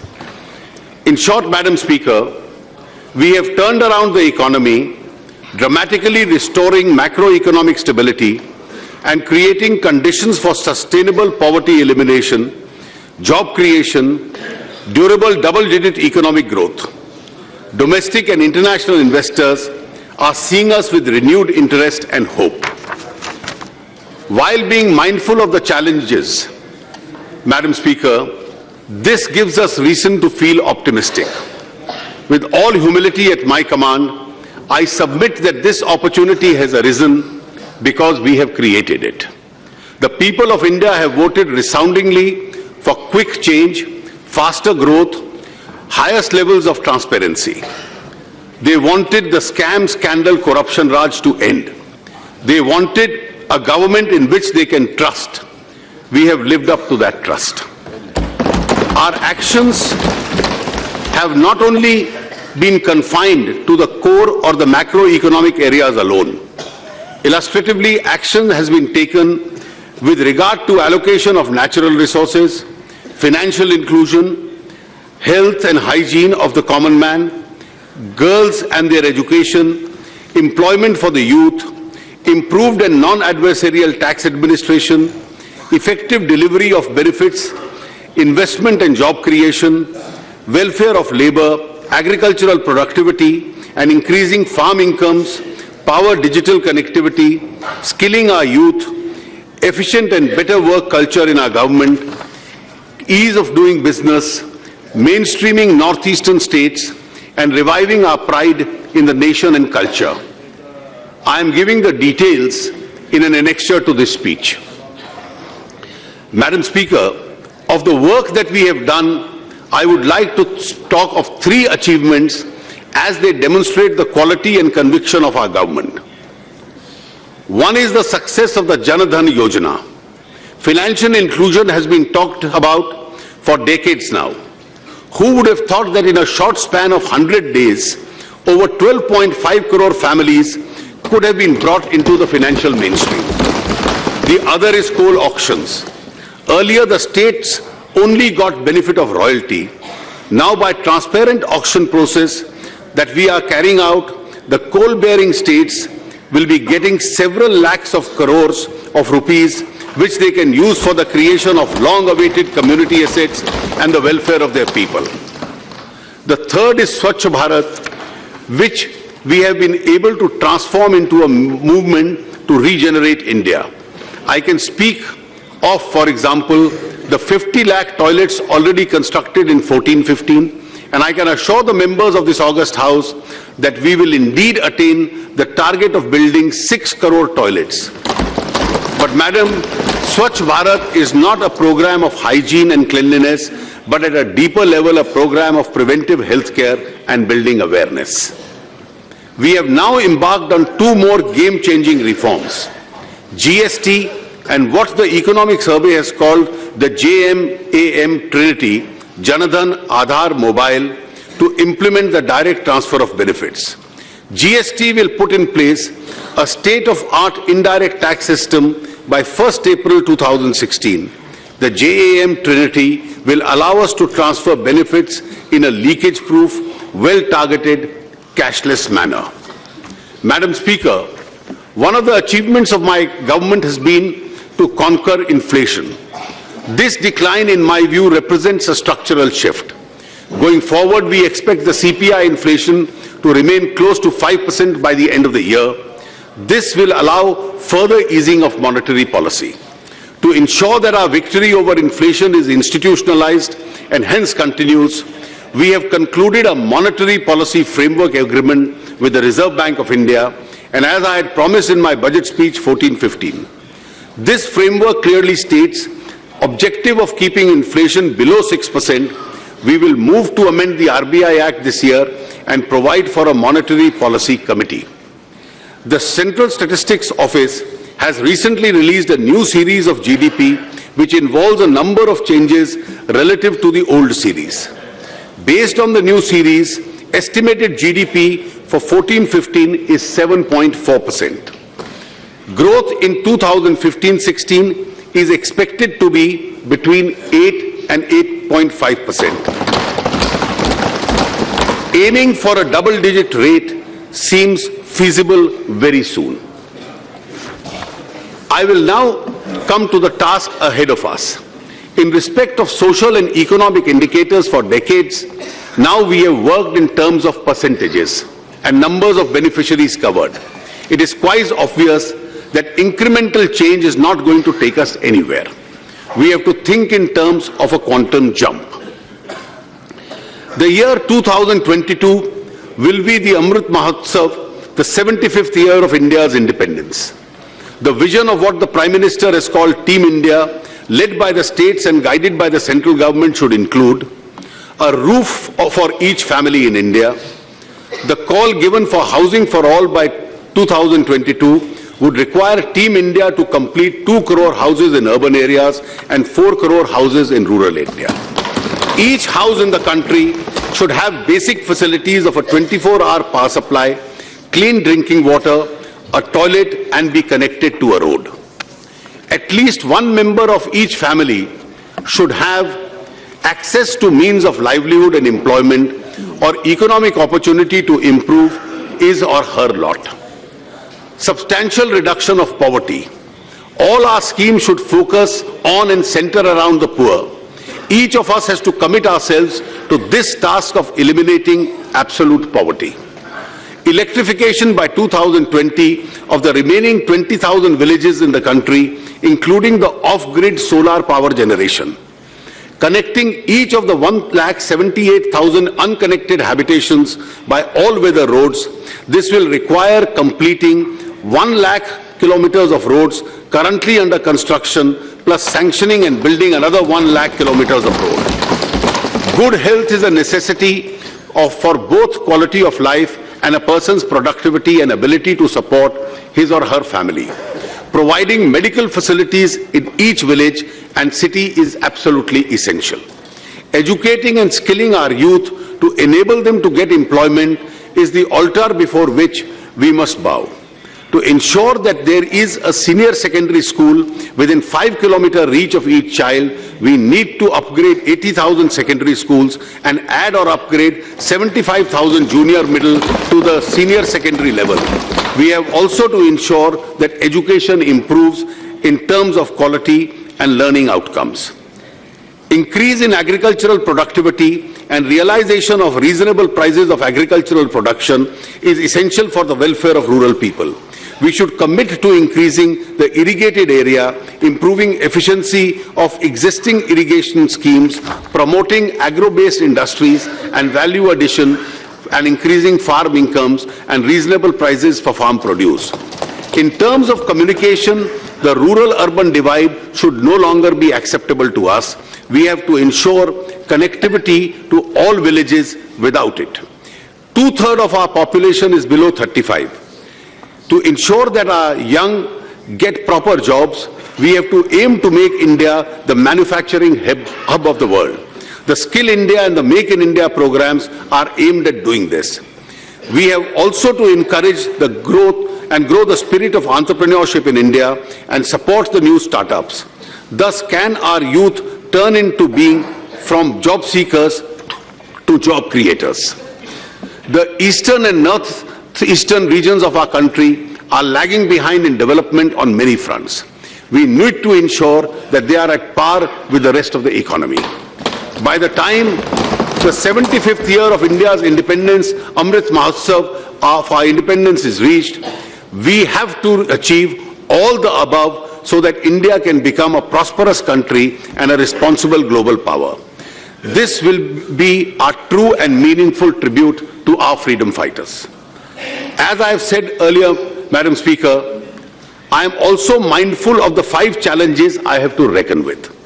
Firstly, agricultural incomes are under stress. Our second challenge is increasing investment in infrastructure. With private investment in infrastructure via public-private partnership model still weak, public investment needs to step in to catalyze investment. Our third challenge is that manufacturing has declined from 18% to 17% of GDP, and as per the new GDP data, the manufacturing exports have remained stagnant at about 10% of the GDP. The Make in India program is aimed at making this challenge, thus of creating jobs. Fourth, we have to be mindful of the need for fiscal discipline in spite of rising demands of public investment. In keeping with the true spirit of cooperative federalism, we have devolved a 42% share of the divisible pool of taxes to the states. As members of this august House are aware, this is an unprecedented increase which would empower the states with more resources. The devolution of the states would be to the order of 5.24 lakh crores in 15-16 as against a devolution of 3.38 lakh crores as per the revised estimates of 14-15. Another 3.04 lakh crores would be transferred by way of grants, plans and transfers. Thus, the total transfer to the states will be about 62% of the total receipts of the country. अगर केंद्र और राज्यों का tax revenue जोड़ लिया जाए तो अब 62% राज्यों के पास होगा, 38% केंद्र के पास होगा. In spite of the consequential reduced fiscal space for the centre, the government has decided to continue to supporting important national priorities such as agriculture, education, health, Manrega, rural infrastructure, including roads program targeted for the poor and underprivileged, which will be all continued by us. With the fiscal space not just reduced but squeezed, I have to meet the fifth challenge of maintaining the fiscal discipline. Economic growth this year at 11.5% is lower in nominal terms by about 2% due to lower inflation. Consequently, tax buoyancy was also significantly lower. Despite this, madam, I have kept my word and will meet the challenging fiscal target of 4.1% of the GDP which we had inherited. Madam Speaker, I need to overcome these challenges to reduce and eliminate poverty. I want to underscore that my government still remains firm on achieving the medium-term target of 3% of the GDP. This is the fiscal target. But the journey has to take into account the need for increasing public investment. The total additional public investment over and above the RE is planned at rupees 1.25 lakh crores, of which rupees 70,000 crore would be the capital expenditure from the budgetary outlays. We have to take into account the drastically reduced fiscal space, uncertainties in the implementation of the GST will create, and the likely burden of the report of the 7th Pay Commission. Rushing into or insisting on a preset timetable for fiscal consolidation pro-cyclically would, in my opinion, not be pro-growth. With economy improving, the pressure for accelerated fiscal consolidation too has decreased. In these circumstances, I will complete the journey to a fiscal deficit of 3% in 3 years rather than 2 years as envisaged previously. Thus, the next 3 years, my targets are 3.9% for 15-16, 3.5% for 16-17 and 3% for 17-18. The additional fiscal space will go towards funding infrastructure investment. I will be moving amendments accordingly in the Finance Bill to the FRBM Act. Madam Speaker, I want to round up the discussion on fiscal roadmap in an optimistic tone. While there is a compositional shift, the aggregate envelope for job creation, poverty elimination and building infrastructure is not disturbed. In fact, it goes up this year and every subsequent year in the same proportion as tax revenues of the union and the state governments increase. From this national perspective of public finances, not only is the path of fiscal consolidation on track, aggregate annual capital expenditure of the government as a whole can be expected to rise significantly by more than 0.5% of the GDP. Yes, अब आप अगर बैठ के भी ये करना चाहे तो you can. Thank you, madam. As I need it, I'll certainly request you, madam. Okay. Thank you. Aapka dhanyawad. Madam Speaker, it may be noted that the budget reflects considerable scaling up of the disinvestment figures. This will include both disinvestment in loss-making units and some strategic disinvestments.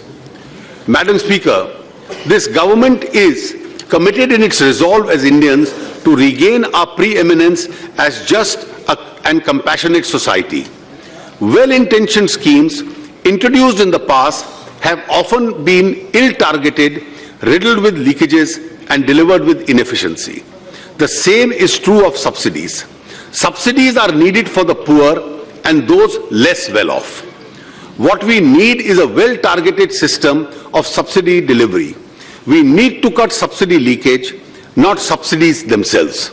We are committed to the process of rationalizing subsidies based on this approach.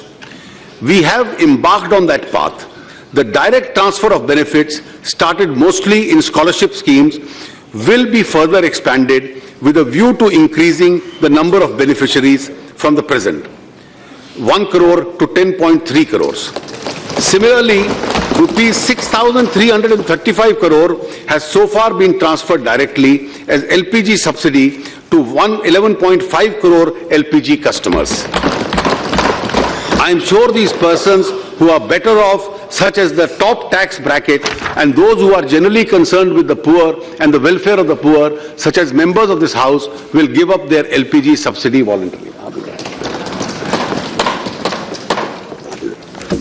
I'll continue. Yes, okay. Our commitment to farmers runs deep. We have already taken major steps to address two major factors critical to the agricultural production: soil and water. An ambitious soil health card has been launched to improve the soil fertility on a sustainable basis.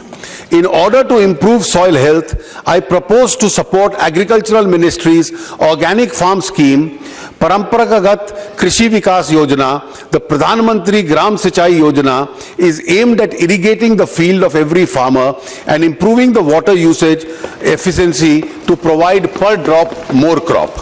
I am allocating rupees 5,300 crores to support micro irrigation watershed programs and Pradhan Mantri Krishi Sinchai Yojana. I urge the states to chip in substantially in this vital sector.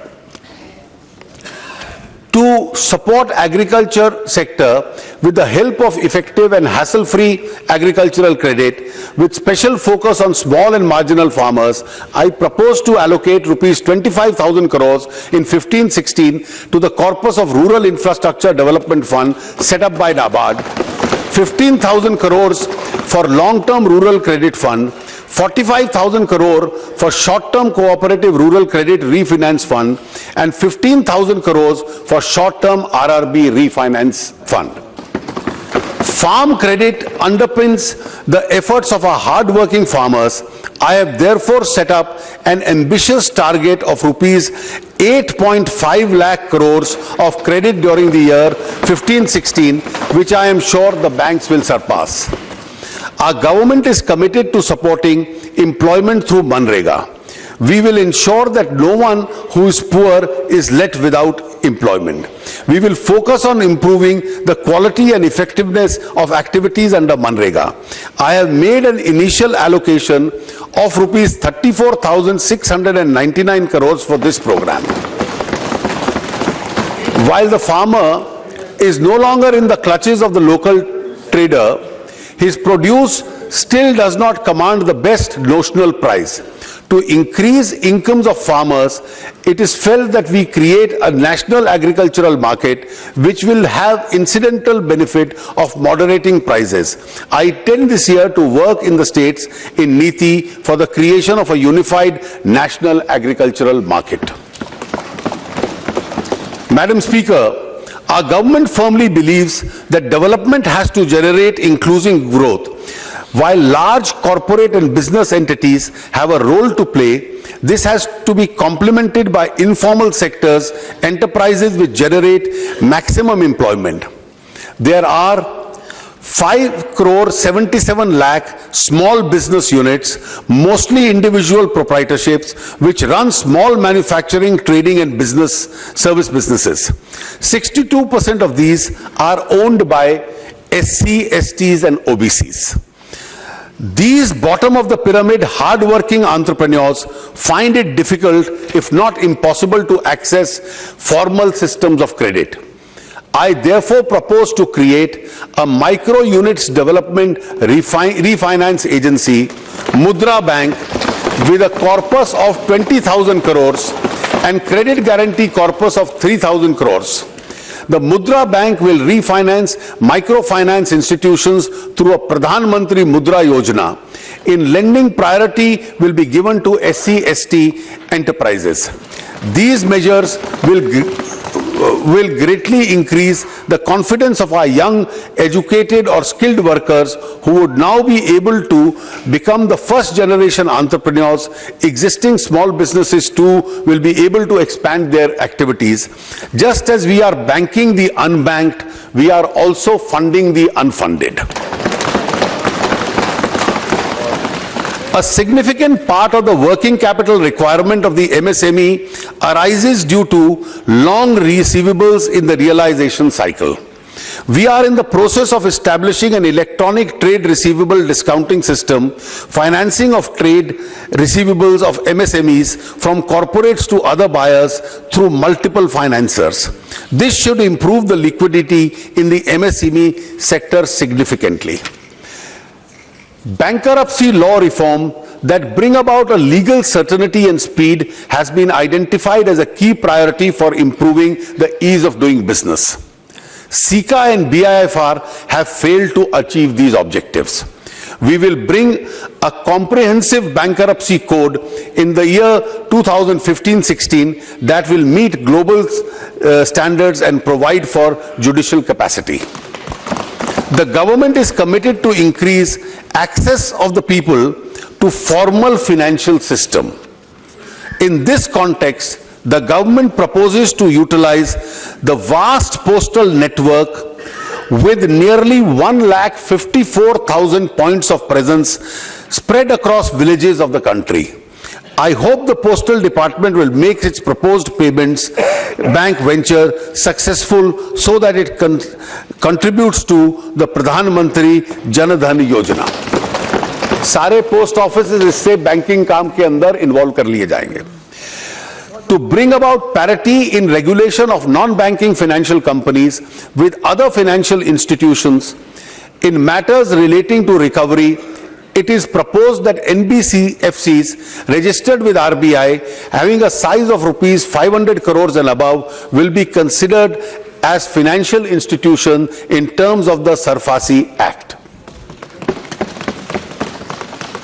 A large portion of India's population is without insurance of any kind, health, accident or life. Worryingly, our young population ages, it also is going to be pensionless. Encouraged by the success of the Pradhan Mantri Jan Dhan Yojana, I propose to work towards creating a universal social security system for all Indians, especially the poor and unprivileged. The soon to be launched Pradhan Mantri Suraksha Bima Yojana will cover accident death risk of rupees 2 lakhs for a premium of just rupees 12 per year.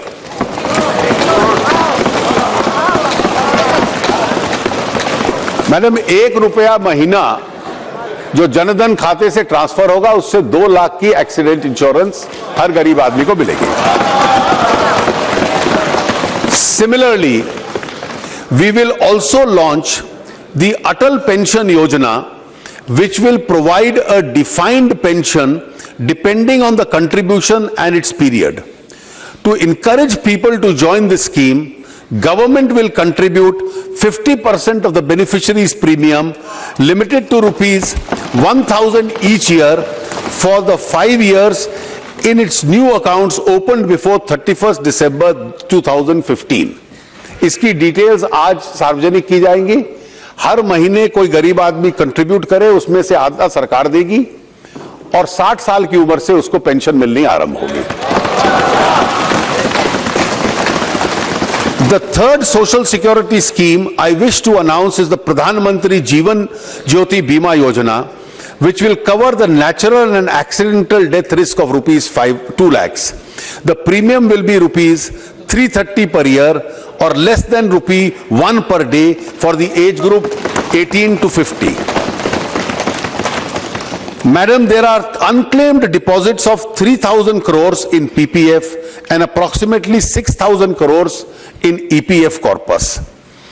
I have proposed to create a senior citizens welfare fund in the finance bill for appropriation of these amounts to a corpus which will subsidize the premiums of the vulnerable groups such as old age pensioners, BPL cardholders, small and marginal farmers and others. A detailed scheme would be issued in March this year. Madam Speaker, with regard to the needs and the population of senior citizens in the country, which is now approximately 10.5 crores, out of which over 1 crore are above the age of 80, 70% live in rural areas and a large number are in the BPL category. A sizable percentage of them suffer from age-related disabilities. Ours is a society that venerates its elders. I therefore propose a new scheme for providing physical aids and assisted living devices for senior citizens living below the poverty line. In sum, these social security schemes reflect our commitment to utilize the Jan Dhan platform to ensure that no Indian citizen will have to worry about illness, accidents or penury in old age. Being sensitive to the needs of the poor and underprivileged and the disadvantaged, the government also remains committed to the ongoing welfare schemes of the SCs, STs and women. Despite serious constraints on union finances, allocations this year have been made as follows. SCs 30,851 crores, STs 19,980 crores, women 79,258 crores. An integrated education and livelihood scheme called Nai Manzil will be launched this year to enable minority youth who do not have formal school leaving certificate to obtain one and find a better employment. Further, to show cause civilizational and culture of the Parsis, the Government of India will support in 2015-16 an exhibition, The Everlasting Flame. The allocation of the Ministry of Minority Affairs is being protected. The BE for the year 2015-16 is 3738 crores. Infrastructure. Madam, this is no secret that the major slippage in the last decade has been on the infrastructure front. Our infrastructure does not match our growth ambitions. There is a pressing need to increase public investment. I have therefore increased outlays on both roads and gross budgetary support to the railways by 14,031 and rupees 10,050 crores respectively. The capex of public sector units is expected to be 3,17,889 crores, an increase of approximately 80,844 crores over last year. In fact, all told, investment in infrastructure will go up by 70,000 crores in the year 15-16 over 14-15 from the Centre's fund and resources of the CPSEs. But madam, we need much more investment than adding 70,000 crores more. Secondly, I intend to establish a national investment and infrastructure fund which finds monies to ensure an annual flow of 20,000 crores to it. 20,000 is what the government will be giving. This will enable the trust to raise debt in terms, invest as equity in infrastructure finance companies like the IRFC and the NHB. The infrastructure finance companies can then leverage this extra equity many folds. Thirdly, I also intend to permit tax-free infrastructure bonds for projects in rail, road and irrigation. Fourthly, PPP model of infrastructure development has to be revisited and revitalized. The major issue involved in rebalancing of risk in infrastructure projects, the sovereign will have to bear a major part of the risk without, of course, absorbing it entirely. Fifth, I intend to establish in NITI an Atal Innovation Mission AIM will be an innovation promotion platform involving academics, entrepreneurs, researchers, and draw upon national and international experiences to foster a culture of innovation, R&D and scientific research. The platform will also provide a network of world-class hubs and grand challenges for India. The initial sum of rupees 150 crore will be earmarked for this purpose. India has a well-regarded world-class IT industry with revenues of US 150 billion, over 100 billion exports, employing nearly 40 lakh people directly. We are now seeing a growing interest in startups, experimenting in cutting-edge technologies, creating value out of ideas, initiatives, and converting them into scalable enterprises and businesses is at the core of our strategy for engaging our youth for inclusive and sustainable growth of the country. Concerns such as more liberal system of raising global capital, incubation facilities in our centers of excellence, funding for seed capital, and growth of the ease of doing business need to be addressed to create 1 lakh jobs and hundreds of billions of dollars in value. With this objective, the government is establishing a mechanism known as Self-Employment and Talent Utilization, SETU, to be techno-financial incubation and facilitation program to support all aspects of startup businesses and other self-employment activities, particularly in the technology-driven areas. I am setting aside 1,000 crores initially for this purpose. As the success of the so-called minor ports has shown, that ports can be an attractive investment possibility for private sector. Ports in public sector need to both attract such investment as well as leverage the huge land resource lying unused with them. To enable us to do so, ports in public sector will be encouraged to corporatize and become companies under the Companies Act. Madam Speaker, investors spend a large amount of time and resources in getting multiple permissions required. We aim towards ease of doing business. I have myself launched an e-biz portal which integrates 14 regulatory permissions at one source. Good states are embracing and joining this platform. However, if we really want to create jobs, we have to make India an investment destination which permits the start of business in accordance with publicly stated guidelines and criteria. आज permissions में ही सालों साल लग जाते हैं, project शुरू नहीं होते. I intend to appoint an expert committee for the purpose to examine the possibility and prepare a draft legislation where the need for multiple prior permissions can be replaced with a pre-existing regulatory mechanism. आपका regulatory mechanisms में guidelines होंगी, उसके मुताबिक काम शुरू कीजिए, prior permissions का ये substitute होगा. The government also proposes to set up 5 ultra mega power projects, each of 4,000 megawatts, and plug and play mode. All clearances and linkages will be in place before the project is awarded by a transparent auction system. This should unlock investment to the extent of rupees 1 lakh crore. The government would also consider similar plug-and-play projects in other infrastructure projects such as roads, ports, rails, airports, etc. I am happy to announce that the second unit of the Kodanakulam nuclear power station will be commissioned in the year 15-16. Madam Speaker, I hope to garner some additional resources during the year for tax buoyancy.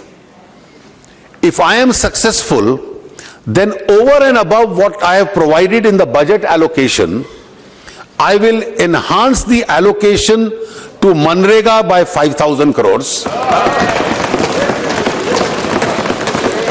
Madam Saab, Khadke Saab बहुत प्रसन्न होंगे. This will make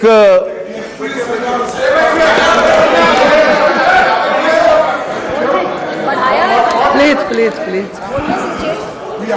I am responding. Why you are so much worried? Madam, this will have two features. This will make this year's allocation the highest ever in Manrega. सबसे अधिक होगी और उसके साथ साथ जो रूरल वेजेस कम हो रही हैं उसको बढ़ाने में भी ये लाभ देगी. I will further be allocating to the integrated child development scheme another 1500 crores, to integrated child protection scheme another 500 crores, and to the Pradhan Mantri Krishi Sinchai Yojana another 3000 crores, and an initial inflow of rupees 5000 crores into the National Infrastructure Investment Fund, which I have just announced. Financial markets. One vital factor in promoting investment in India, including the infrastructure sector, is deepening of the Indian bond markets, which will have to bring at the same level as our world-class equity market. I intend to begin this process this year by setting up a public debt management agency, which will bring both India's external borrowings and domestic debt under one roof.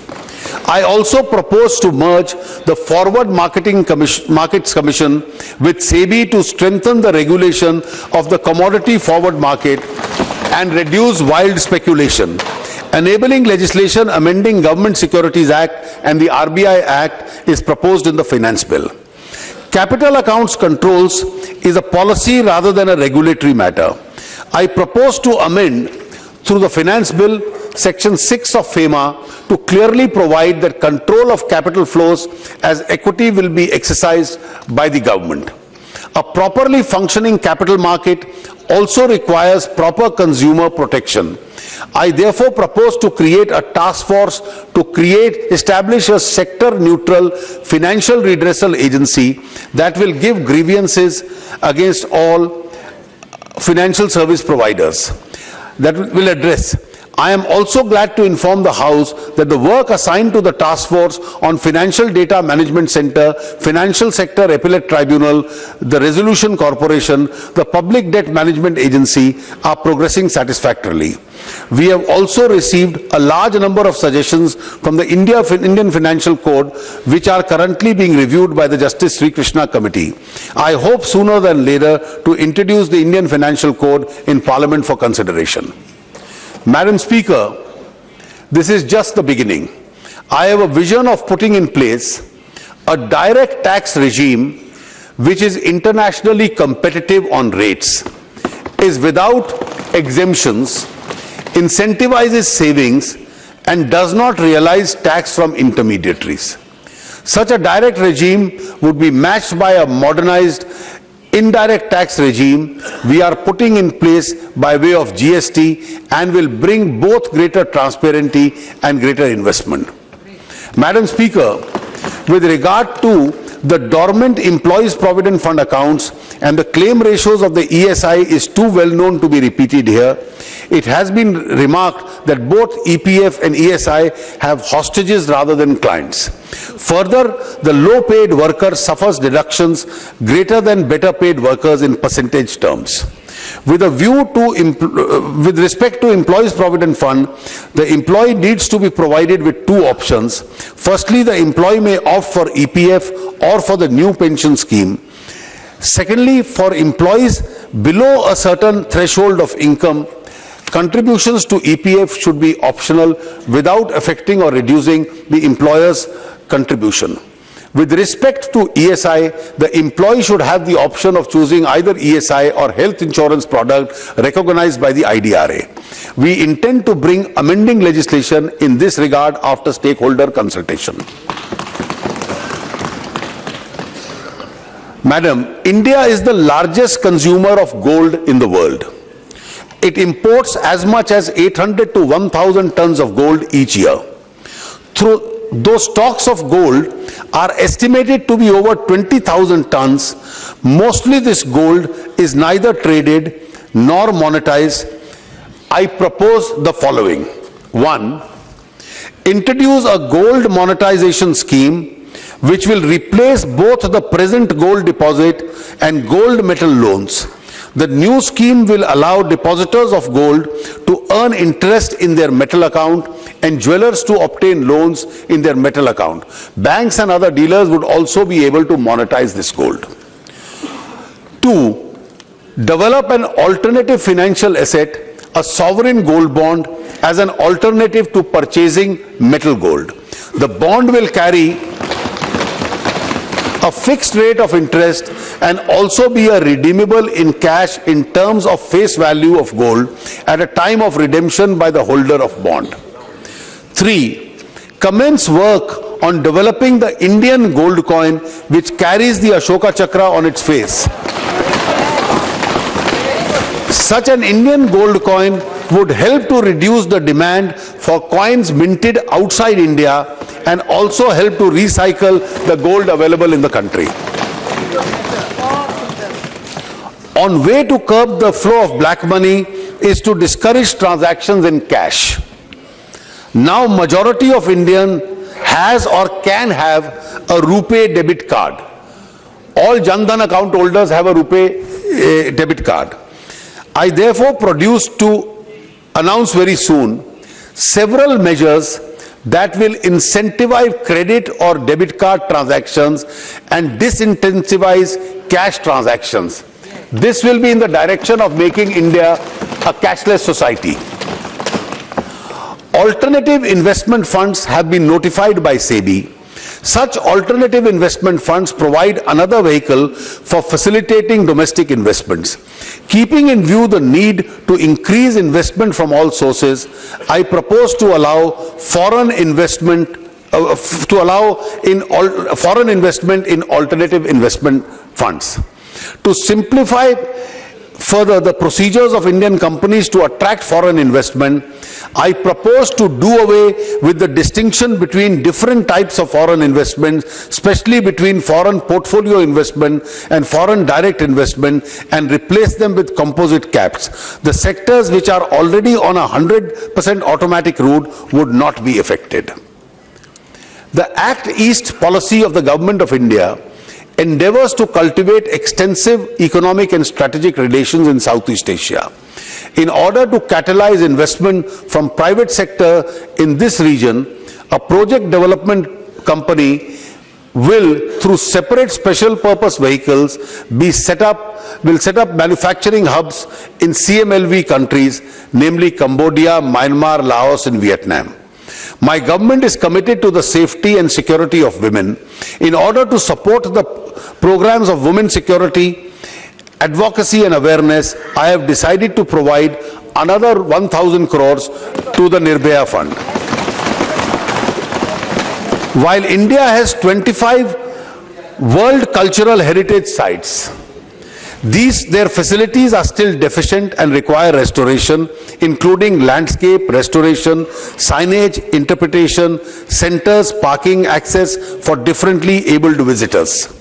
Amenities including securities, toilets, illumination, plans for benefiting communities and around them.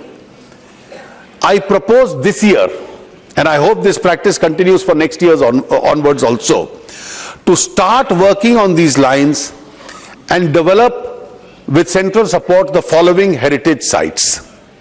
1. The churches and convents of Old Goa. 2.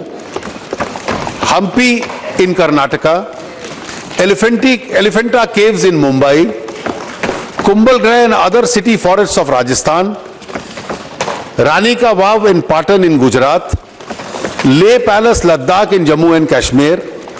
The Varanasi Temple Town, the Jallianwala Bagh at Amritsar, and the Qutub Shahi Tombs at Hyderabad, Telangana.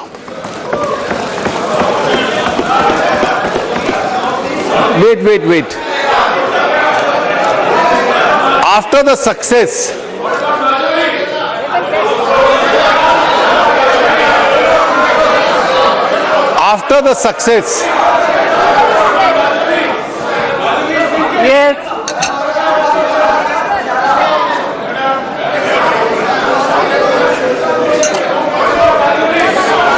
After the success of the visas on arrival issued to travelers of 43 countries, 43 countries,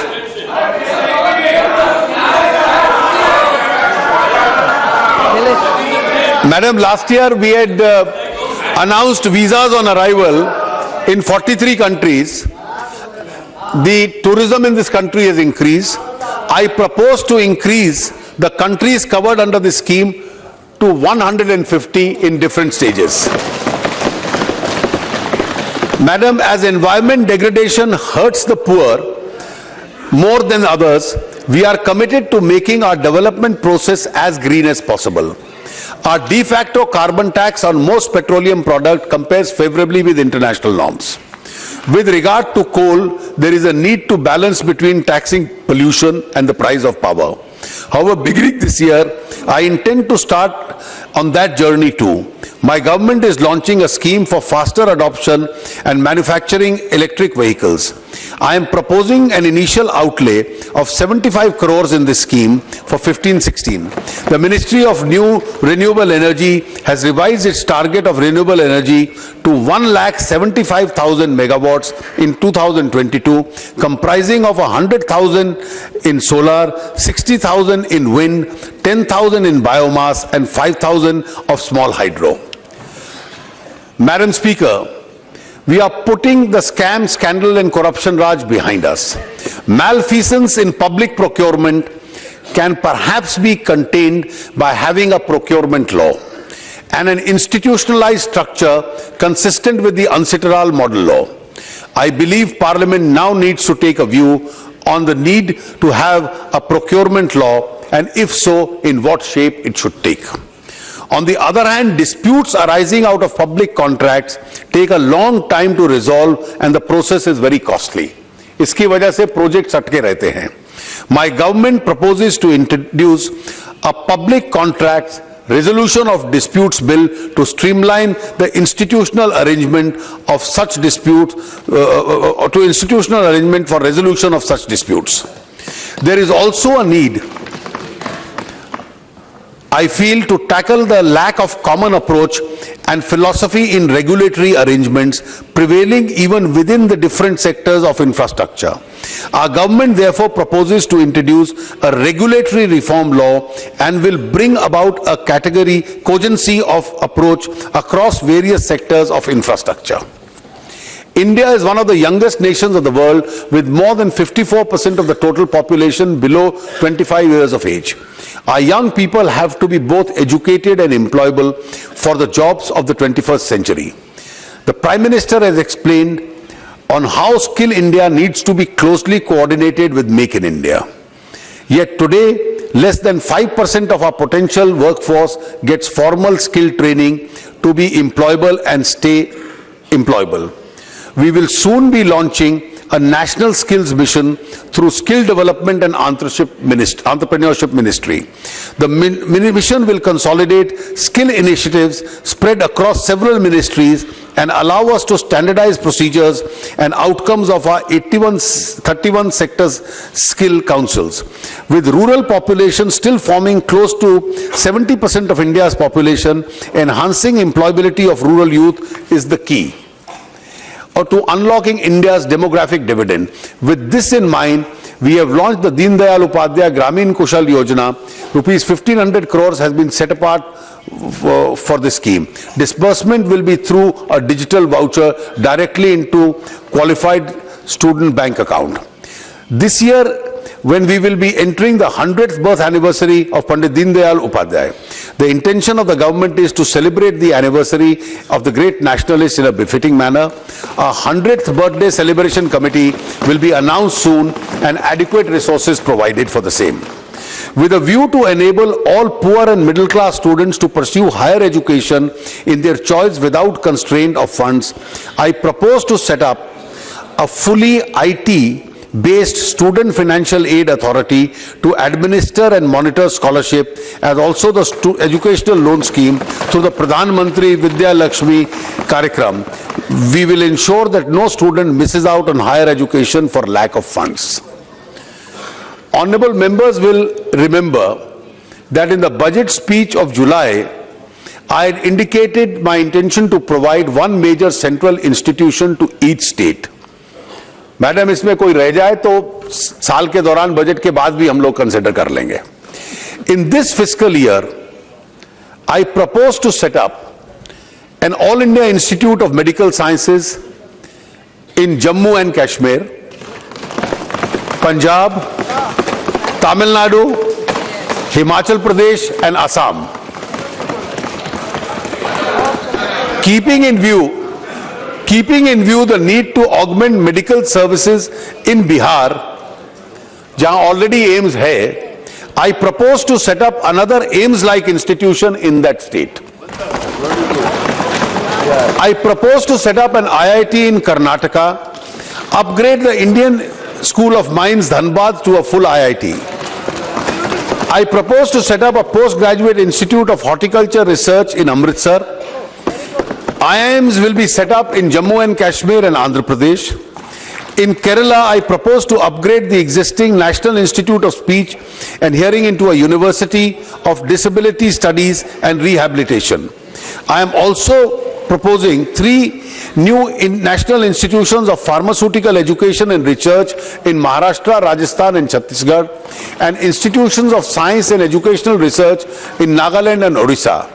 I am also proposing for Northeast to set up a center for film production, animation and gaming in Arunachal Pradesh, and an apprentice training institute for women in Haryana and Uttarakhand. In order to improve the governance of public sector banks, the government intends to announce an autonomous bank board bureau. The bureau will search and select heads of public sector banks and help them in developing differentiated strategies of capital raising plans through innovative financial methods and instruments. This would be an interim step toward establishing a holding and an investment company for banks. Madam, I would like to inform the House that we are making good progress on Digital India. The National Optical Fiber Network of 7.5 lakh kilometers, networking 2.5 lakh villages, is being further speeded up by allowing willing states to undertake its execution on reimbursement of cost as determined by the Department of Telecommunication.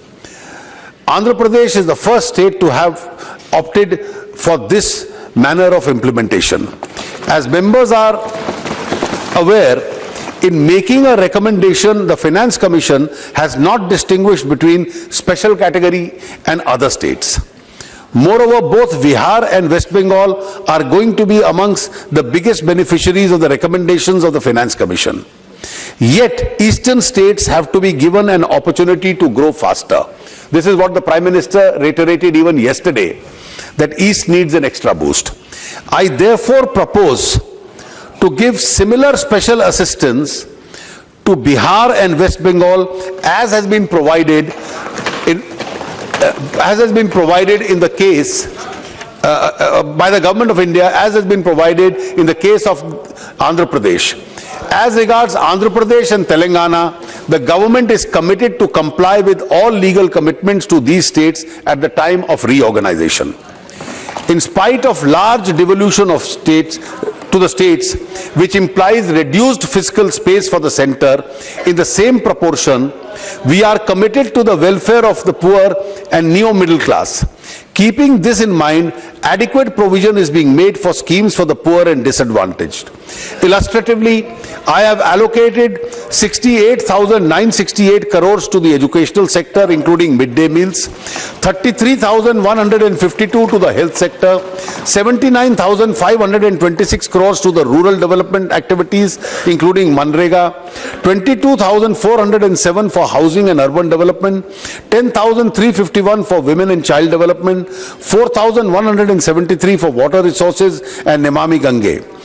The significant sums will be spent by the states on these programs will be ensure that the quantum of leap in expenditure in these areas.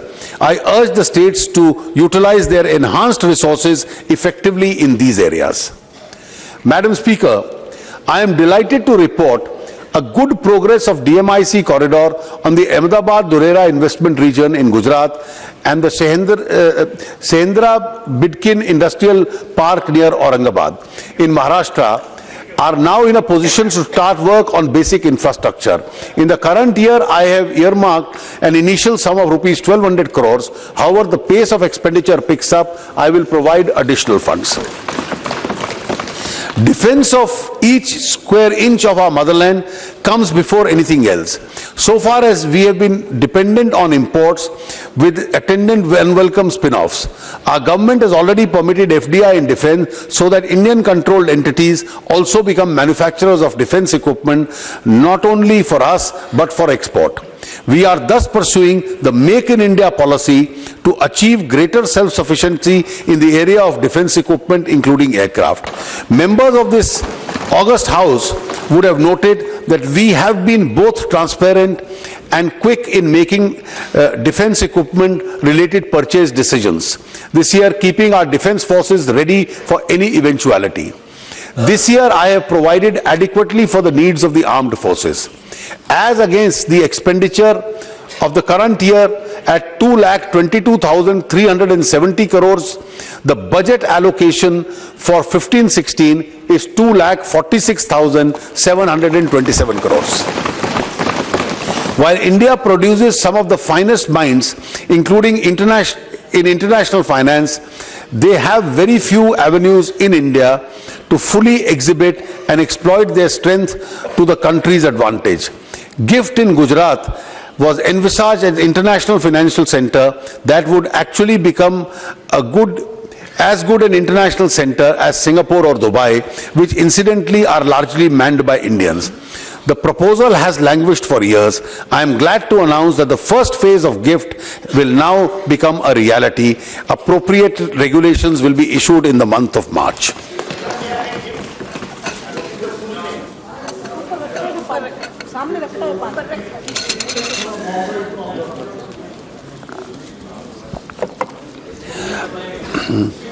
For the resolution of commercial disputes, the government proposes to set up exclusive commercial divisions in various high courts in India based on the recommendations of the 253rd report of the Law Commission.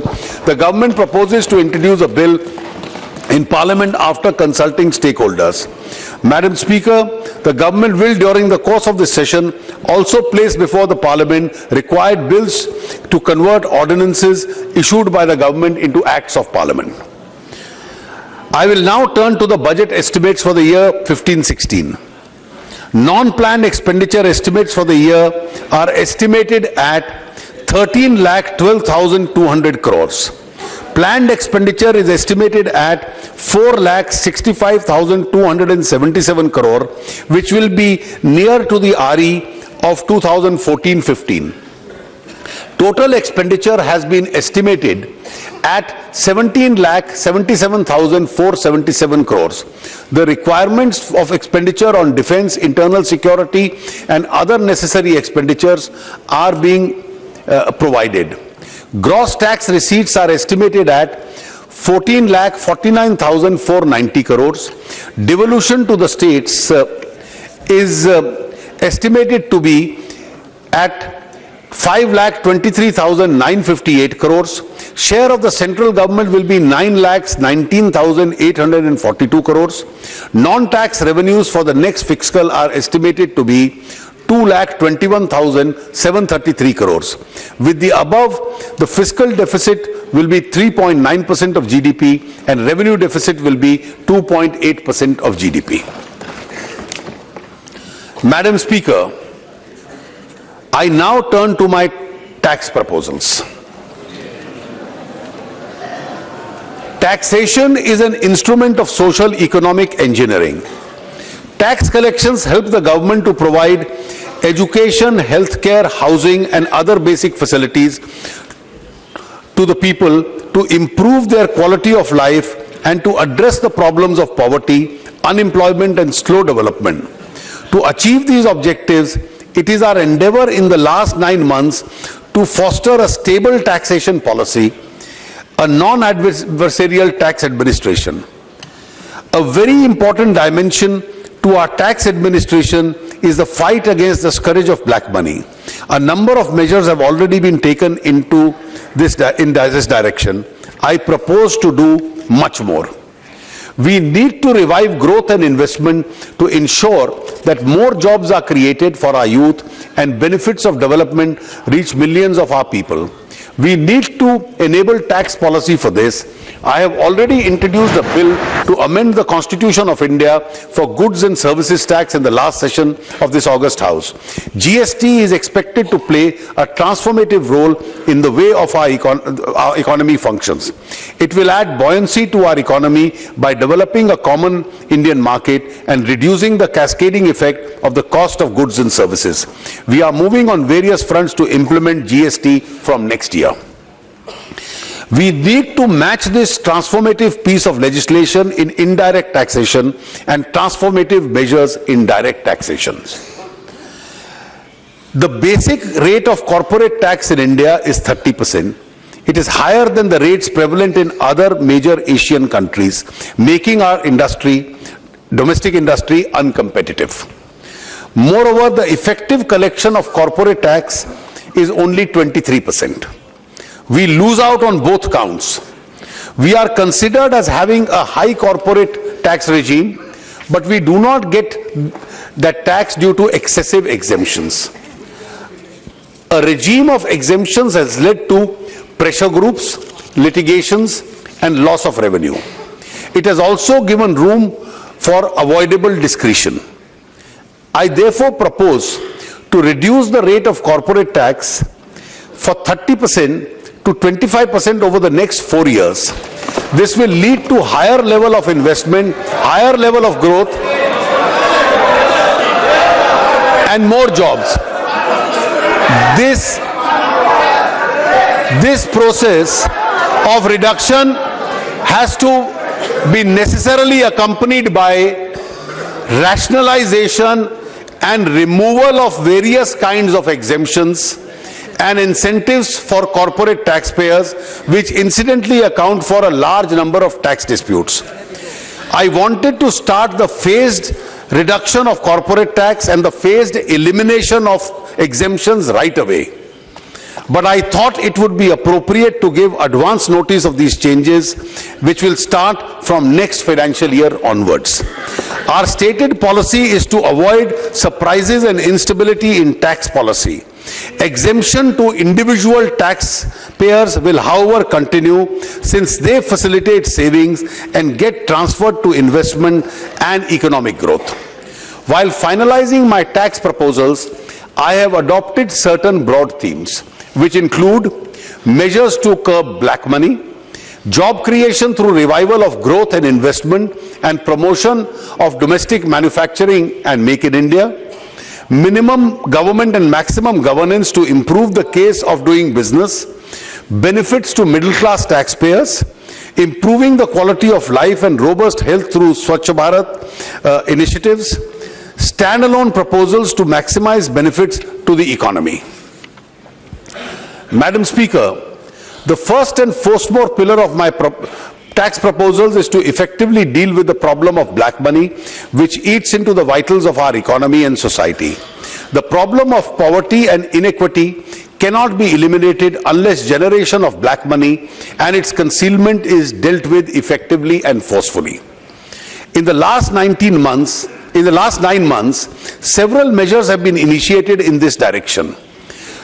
A major breakthrough was achieved in October 2014 when a delegation of the Revenue Department visited Switzerland and Swiss authorities agreed to provide information in respect of cases independently investigated by Income Tax Department, confirm the genuineness of bank accounts and provide non-banking information, provide such information in a time-bound manner, commence talks with India for automatic exchange of information between the two countries at its earliest.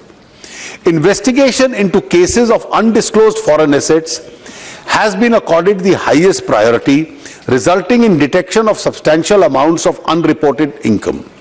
For strengthening collection of information from various sources domestically, a new structure is being put in place which includes electronic filing of statements by reporting entities. This will ensure seamless integration of data and more effective enforcement. Tracking down black money and bringing wealth back to wealth which legitimately belongs to this country is our abiding commitment. Recognizing the limitations under existing legislation, we have taken a considered decision to enact a comprehensive new law on black money to deal with monies which are stashed abroad. To this intent, I propose to introduce the bill in the current session of Parliament. With your permission, Madam Speaker, I would like to give some highlights and key features of the proposed bill. Concealment of income and asset and evasion of tax in relation to a foreign asset will be prosecutable with punishment of rigorous imprisonment up to 10 years. This offence will be made non-compoundable. The offender will not be permitted to approach the Settlement Commission. Penalty for such concealment of income and assets will be at the rate of 300% of the tax shall be levied. Non-filing of return or filing of return with inadequate disclosures of foreign asset will be liable for prosecution and punishment of rigorous imprisonment up to 7 years. Income in relation to undisclosed foreign asset or undisclosed income from any asset will be taxable at the maximum marginal rate.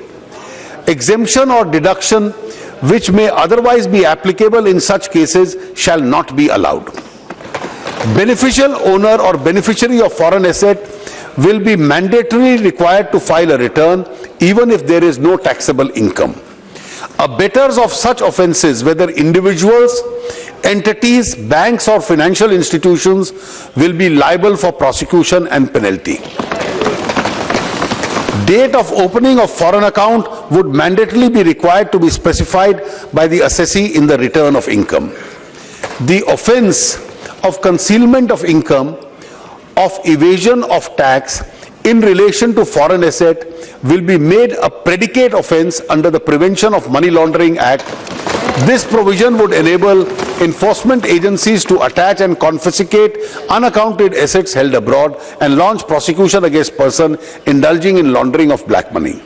The definition of proceeds of crime under PMLA is being amended to enable attachment and confiscation of equivalent asset in India where the asset located abroad cannot be forfeited. The Foreign Exchange Management Act is being amended to the effect that if any foreign exchange, foreign security or immovable property situated outside India is held in contravention of the provisions of the Act, then action can be taken for seizure and eventual confiscation of assets of equivalent value in India. These contraventions are also being made liable for levy of penalty and prosecution with a punishment of imprisonment up to 5 years. With regard to curbing domestic black money, a new and more comprehensive bill, Benami Transaction Prohibition Bill, will be introduced in the current session of Parliament.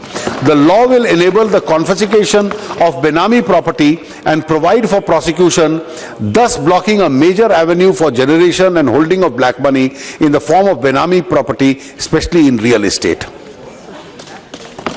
A few other measures are being proposed in the budget for curbing of black money. The finance bill includes a proposal to amend the Income Tax Act to prohibit acceptance of an amount of advance of rupees 20,000 or more in cash for purchase of immovable property. Quoting of the PAN number is being made mandatory for purchase of any sale exceeding a value of rupees 1 lakh. The third parties reporting entities would be required to furnish information about foreign currency sales, cross-border transactions. Provisions are also being made to tackle splitting of reportable transactions. To improve enforcement, CBDT and CBEC will leverage technology and have access to information in each other's database. Madam Speaker, The second pillar of my taxation proposal this year is job creation through revival of growth and investment and promotion of domestic manufacturing and Make in India. I propose to undertake a series of steps in this direction to attract capital both domestic and foreign.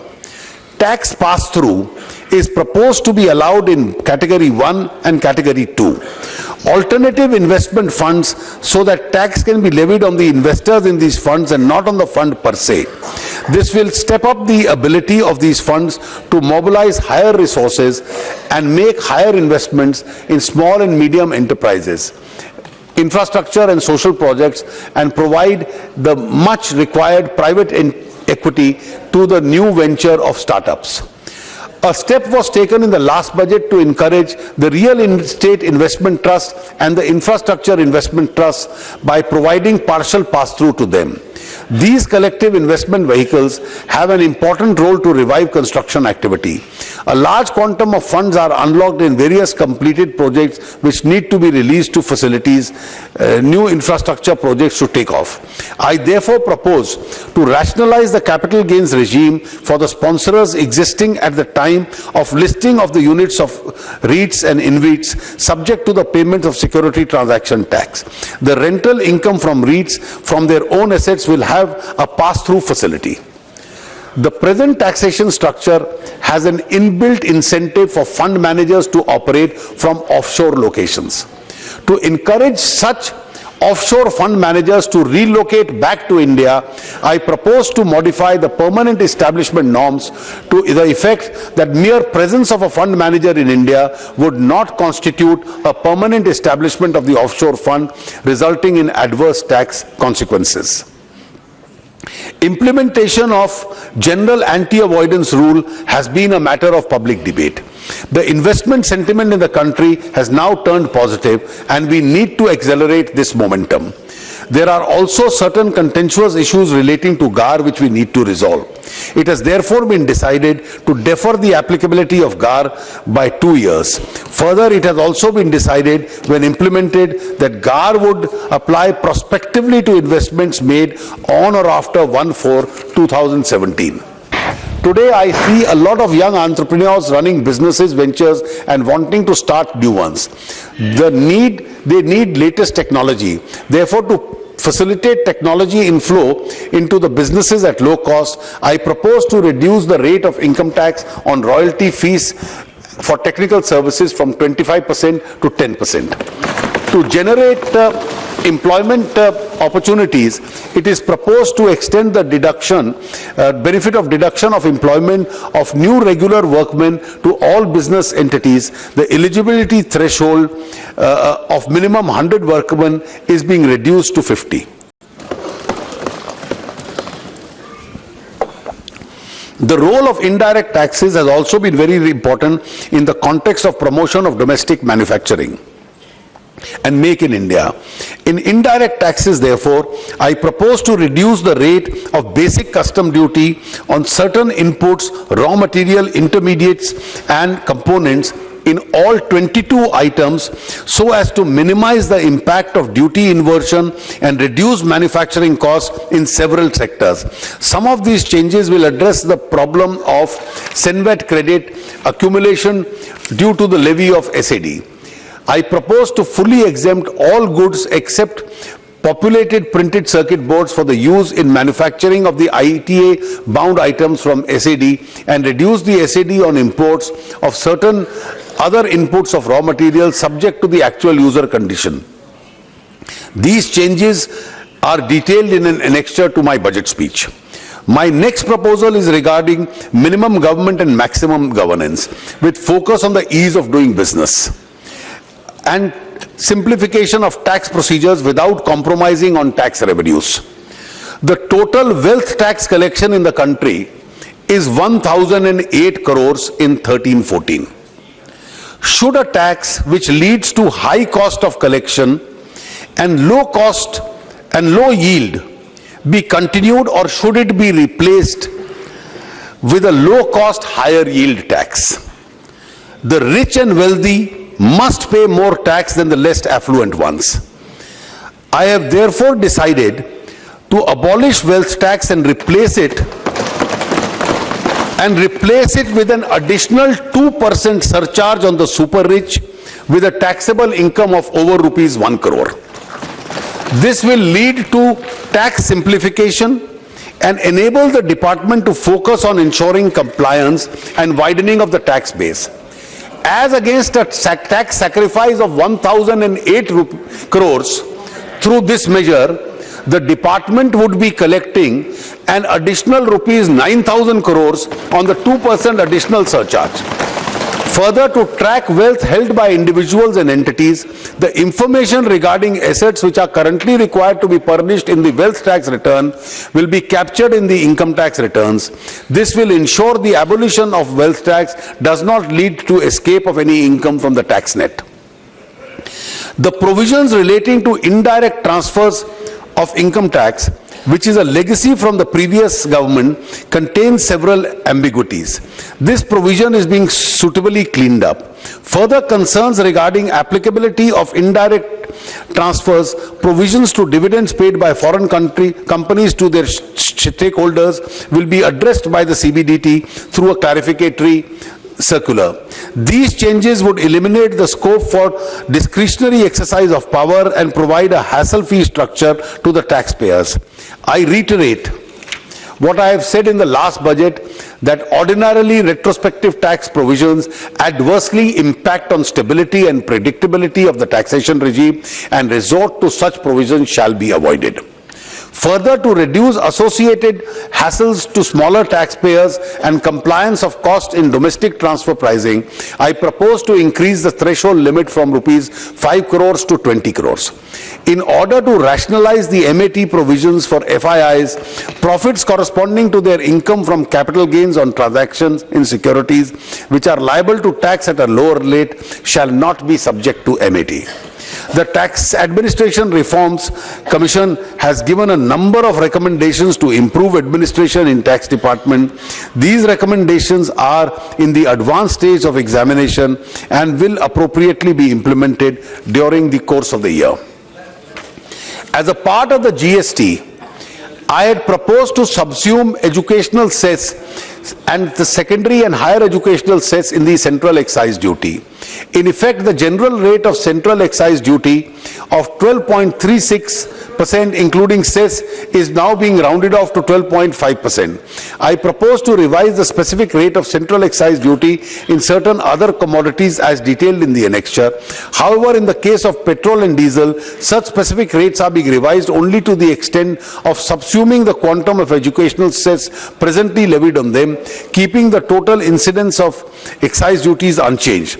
The ad valorem rate of excise duties lower than 12% and those higher than 12% with a few exceptions are not being increased. Some changes are also being made to the excise levy on cigarettes and compounded levy scheme applicable to pan masala, gutka and certain other tobacco items. To give a boost to domestic leather footwear industry, the excise duty on footwear where leather uppers and having retail price of more than 1,000 per pair is being reduced to 6%.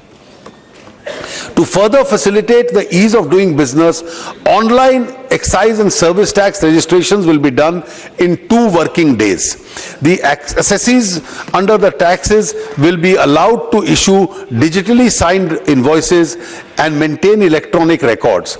These measures will cut down a lot of paperwork, red tape, time limit for taking CENVAT credit into inputs and input services are being increased from 6% to 1 year as a measure of business facilitation. Introduction of GST is clearly awaited by trade and industry.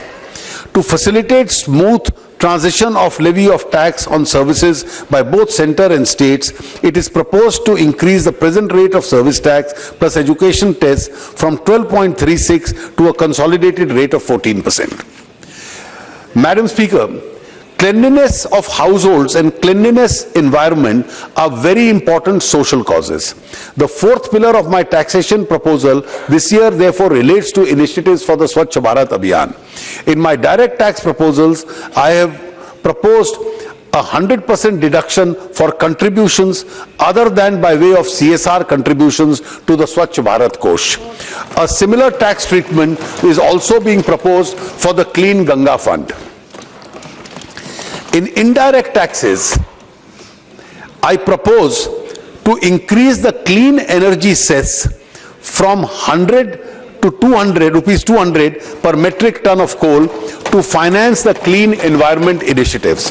Excise duty on sacks of bags of polymer of ethylene other than those for industrial use is being increased from 12 to 15%. It is proposed to have an enabling provision to levy Swachh Bharat cess at a rate of 2% or less on all services if the need arises. This cess will be effective from a date to be notified. Resources generated from this cess will be used for financing and promoting initiatives towards Swachh Bharat. It is also proposed to exempt services of common affluent treatment plant from service tax. The concessions from customs and excise duty currently available on specified parts of manufacturing of electrical operated vehicles and hybrid vehicles are being extended for one more year up to 31/3/16. Madam, the fifth pillar of my taxation proposal this year is extension of benefits to the middle class taxpayers. These proposals in this regard are the following.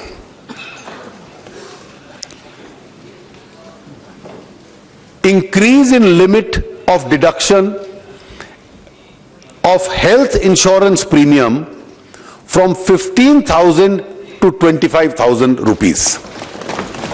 Madam, this is being done to encourage people to take health insurances as a part of our social security program. This will also enable a tax rebate. For senior citizens, this limit will be increased to 30,000 from the existing 10,000. For very senior citizens of the age of 80 years or above who are not covered by health insurance, deduction of rupees 30,000 towards expenditure incurred on their treatment will be allowed. हर वरिष्ठ नागरिक को 30,000 रुपए का सालाना deduction medical treatment का मिलेगा. The deduction limit of 60,000 towards expenditure on account of specified diseases of serious nature is proposed to be enhanced to 80,000 in the case of senior citizens. Additional deduction of 25,000 will be allowed for differently abled persons under Section 80DD and Section 80U of the Income Tax Act. The limit of deduction on account of contribution to a pension fund and the new pension scheme is proposed to be increased from rupees 1 lakh to 1,50,000 each year. The next proposal, madam, is important. To provide social safety net, the facility of pension to individuals, an additional deduction of rupees 50,000 is proposed to be provided for contribution to the new pension scheme under Section 80CCD. This will enable India to become a pensioned society instead of a pensionless society. तो अपने जीवन के earning काल में जो भी pension fund को 50,000 रुपए तक देगा सालाना, उसको टैक्स की उस वर्ष की छूट मिलेगी ताकि ये आगे जाके वरिष्ठ आयु में उसकी पेंशन बन सके. Investments in the Sukanya Smriddhi scheme, which was recently launched by the Prime Minister, is already eligible for deduction under 80C. All payments made for the beneficiaries, that is the girl child, including interest payment on deposits, will be fully exempted from tax.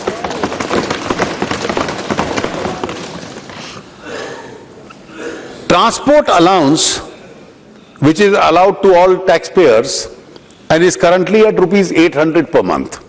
Transport allowance exemption is being increased from rupees 800 to rupees 1600 per month. For the benefit of senior citizens, service tax exemption will be provided on the Varisht Bima Yojana. Madam Speaker, I am giving these concessions to individual taxpayers despite inadequate fiscal space. After taking into account the tax concessions given to the middle class payers in my last budget and in the present one, including the earlier concessions, an individual taxpayer can now get a benefit up to rupees 4,44,200 as detailed in the annexure. As and when my fiscal capacity improves, individual taxpayers will have a lot to look forward to. Madam Speaker, there are several standalone proposals relating to taxation. These include conversion of existing excise duty on petrol and diesel to the extent of rupees 4 per litre to road cess to fund investment in roads and other infrastructure.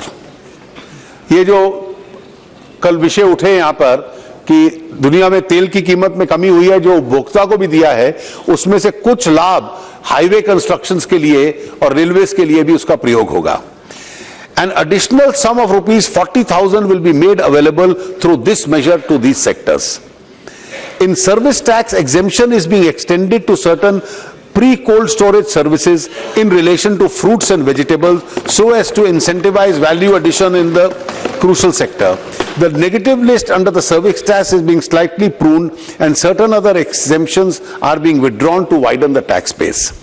Yoga is India's well-acknowledged gift to the world.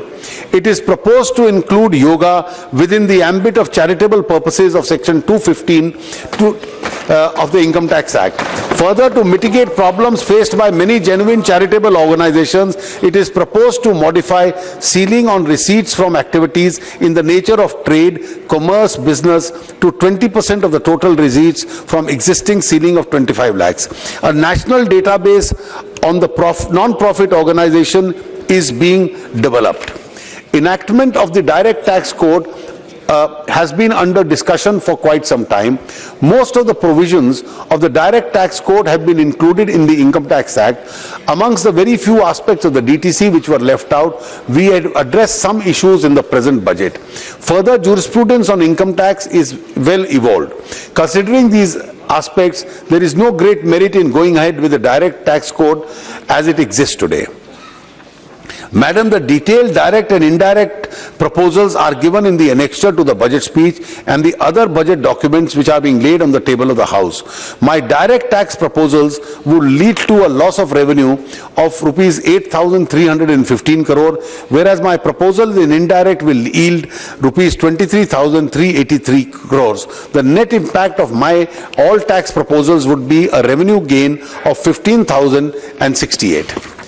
To conclude, Madam, it is no secret that expectations from this budget have been high. People who urge us to undertake big bang reforms also say that the Indian economy is a supergiant which moves slowly but surely. Even our worst critics would admit that we have moved rapidly. In this speech, I have clearly outlined not only what we are going to do immediately, but also a roadmap for the future. I think I can genuinely stake for our government a claim of intellectual honesty. We have been consistent in what we have said and what we are doing. We are committed, Madam Speaker, to achieving what we have been voted to power for. Change, growth, jobs, and genuine effective upliftment of the poor and underprivileged. Our commitment to the Daridra Narayan is steadfast and is our commitment to constitutional principles of equality and justice for all without concern of caste, creed and religion. This is in the spirit of the Upanishads inspired mantra, Om Sarve Bhavantu Sukhina, Sarve Santu Niramaya, Sarve Bhadrani Paschyantu, Ma Kaschit Dukh Bhag Bhavet. With these words, Madam, I commend the budget to this Honorable House. Shri Arun Jaitley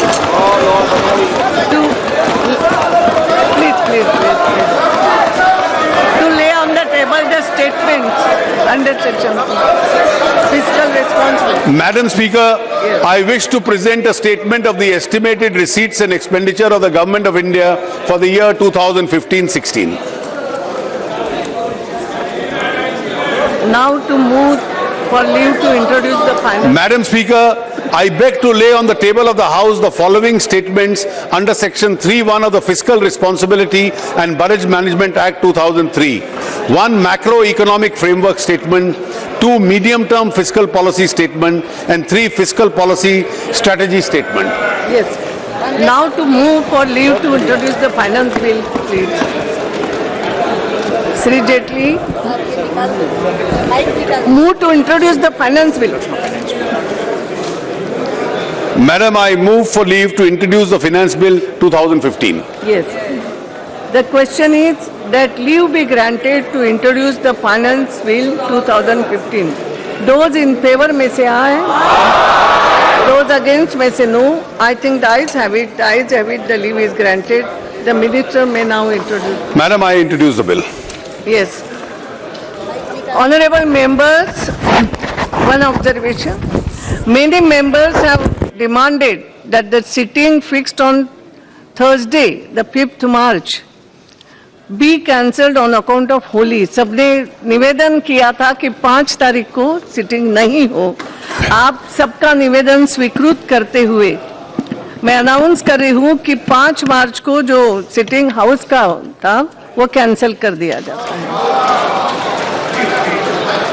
The House stands adjourned to meet again on Monday, the 2nd March 2015, 11 a.m.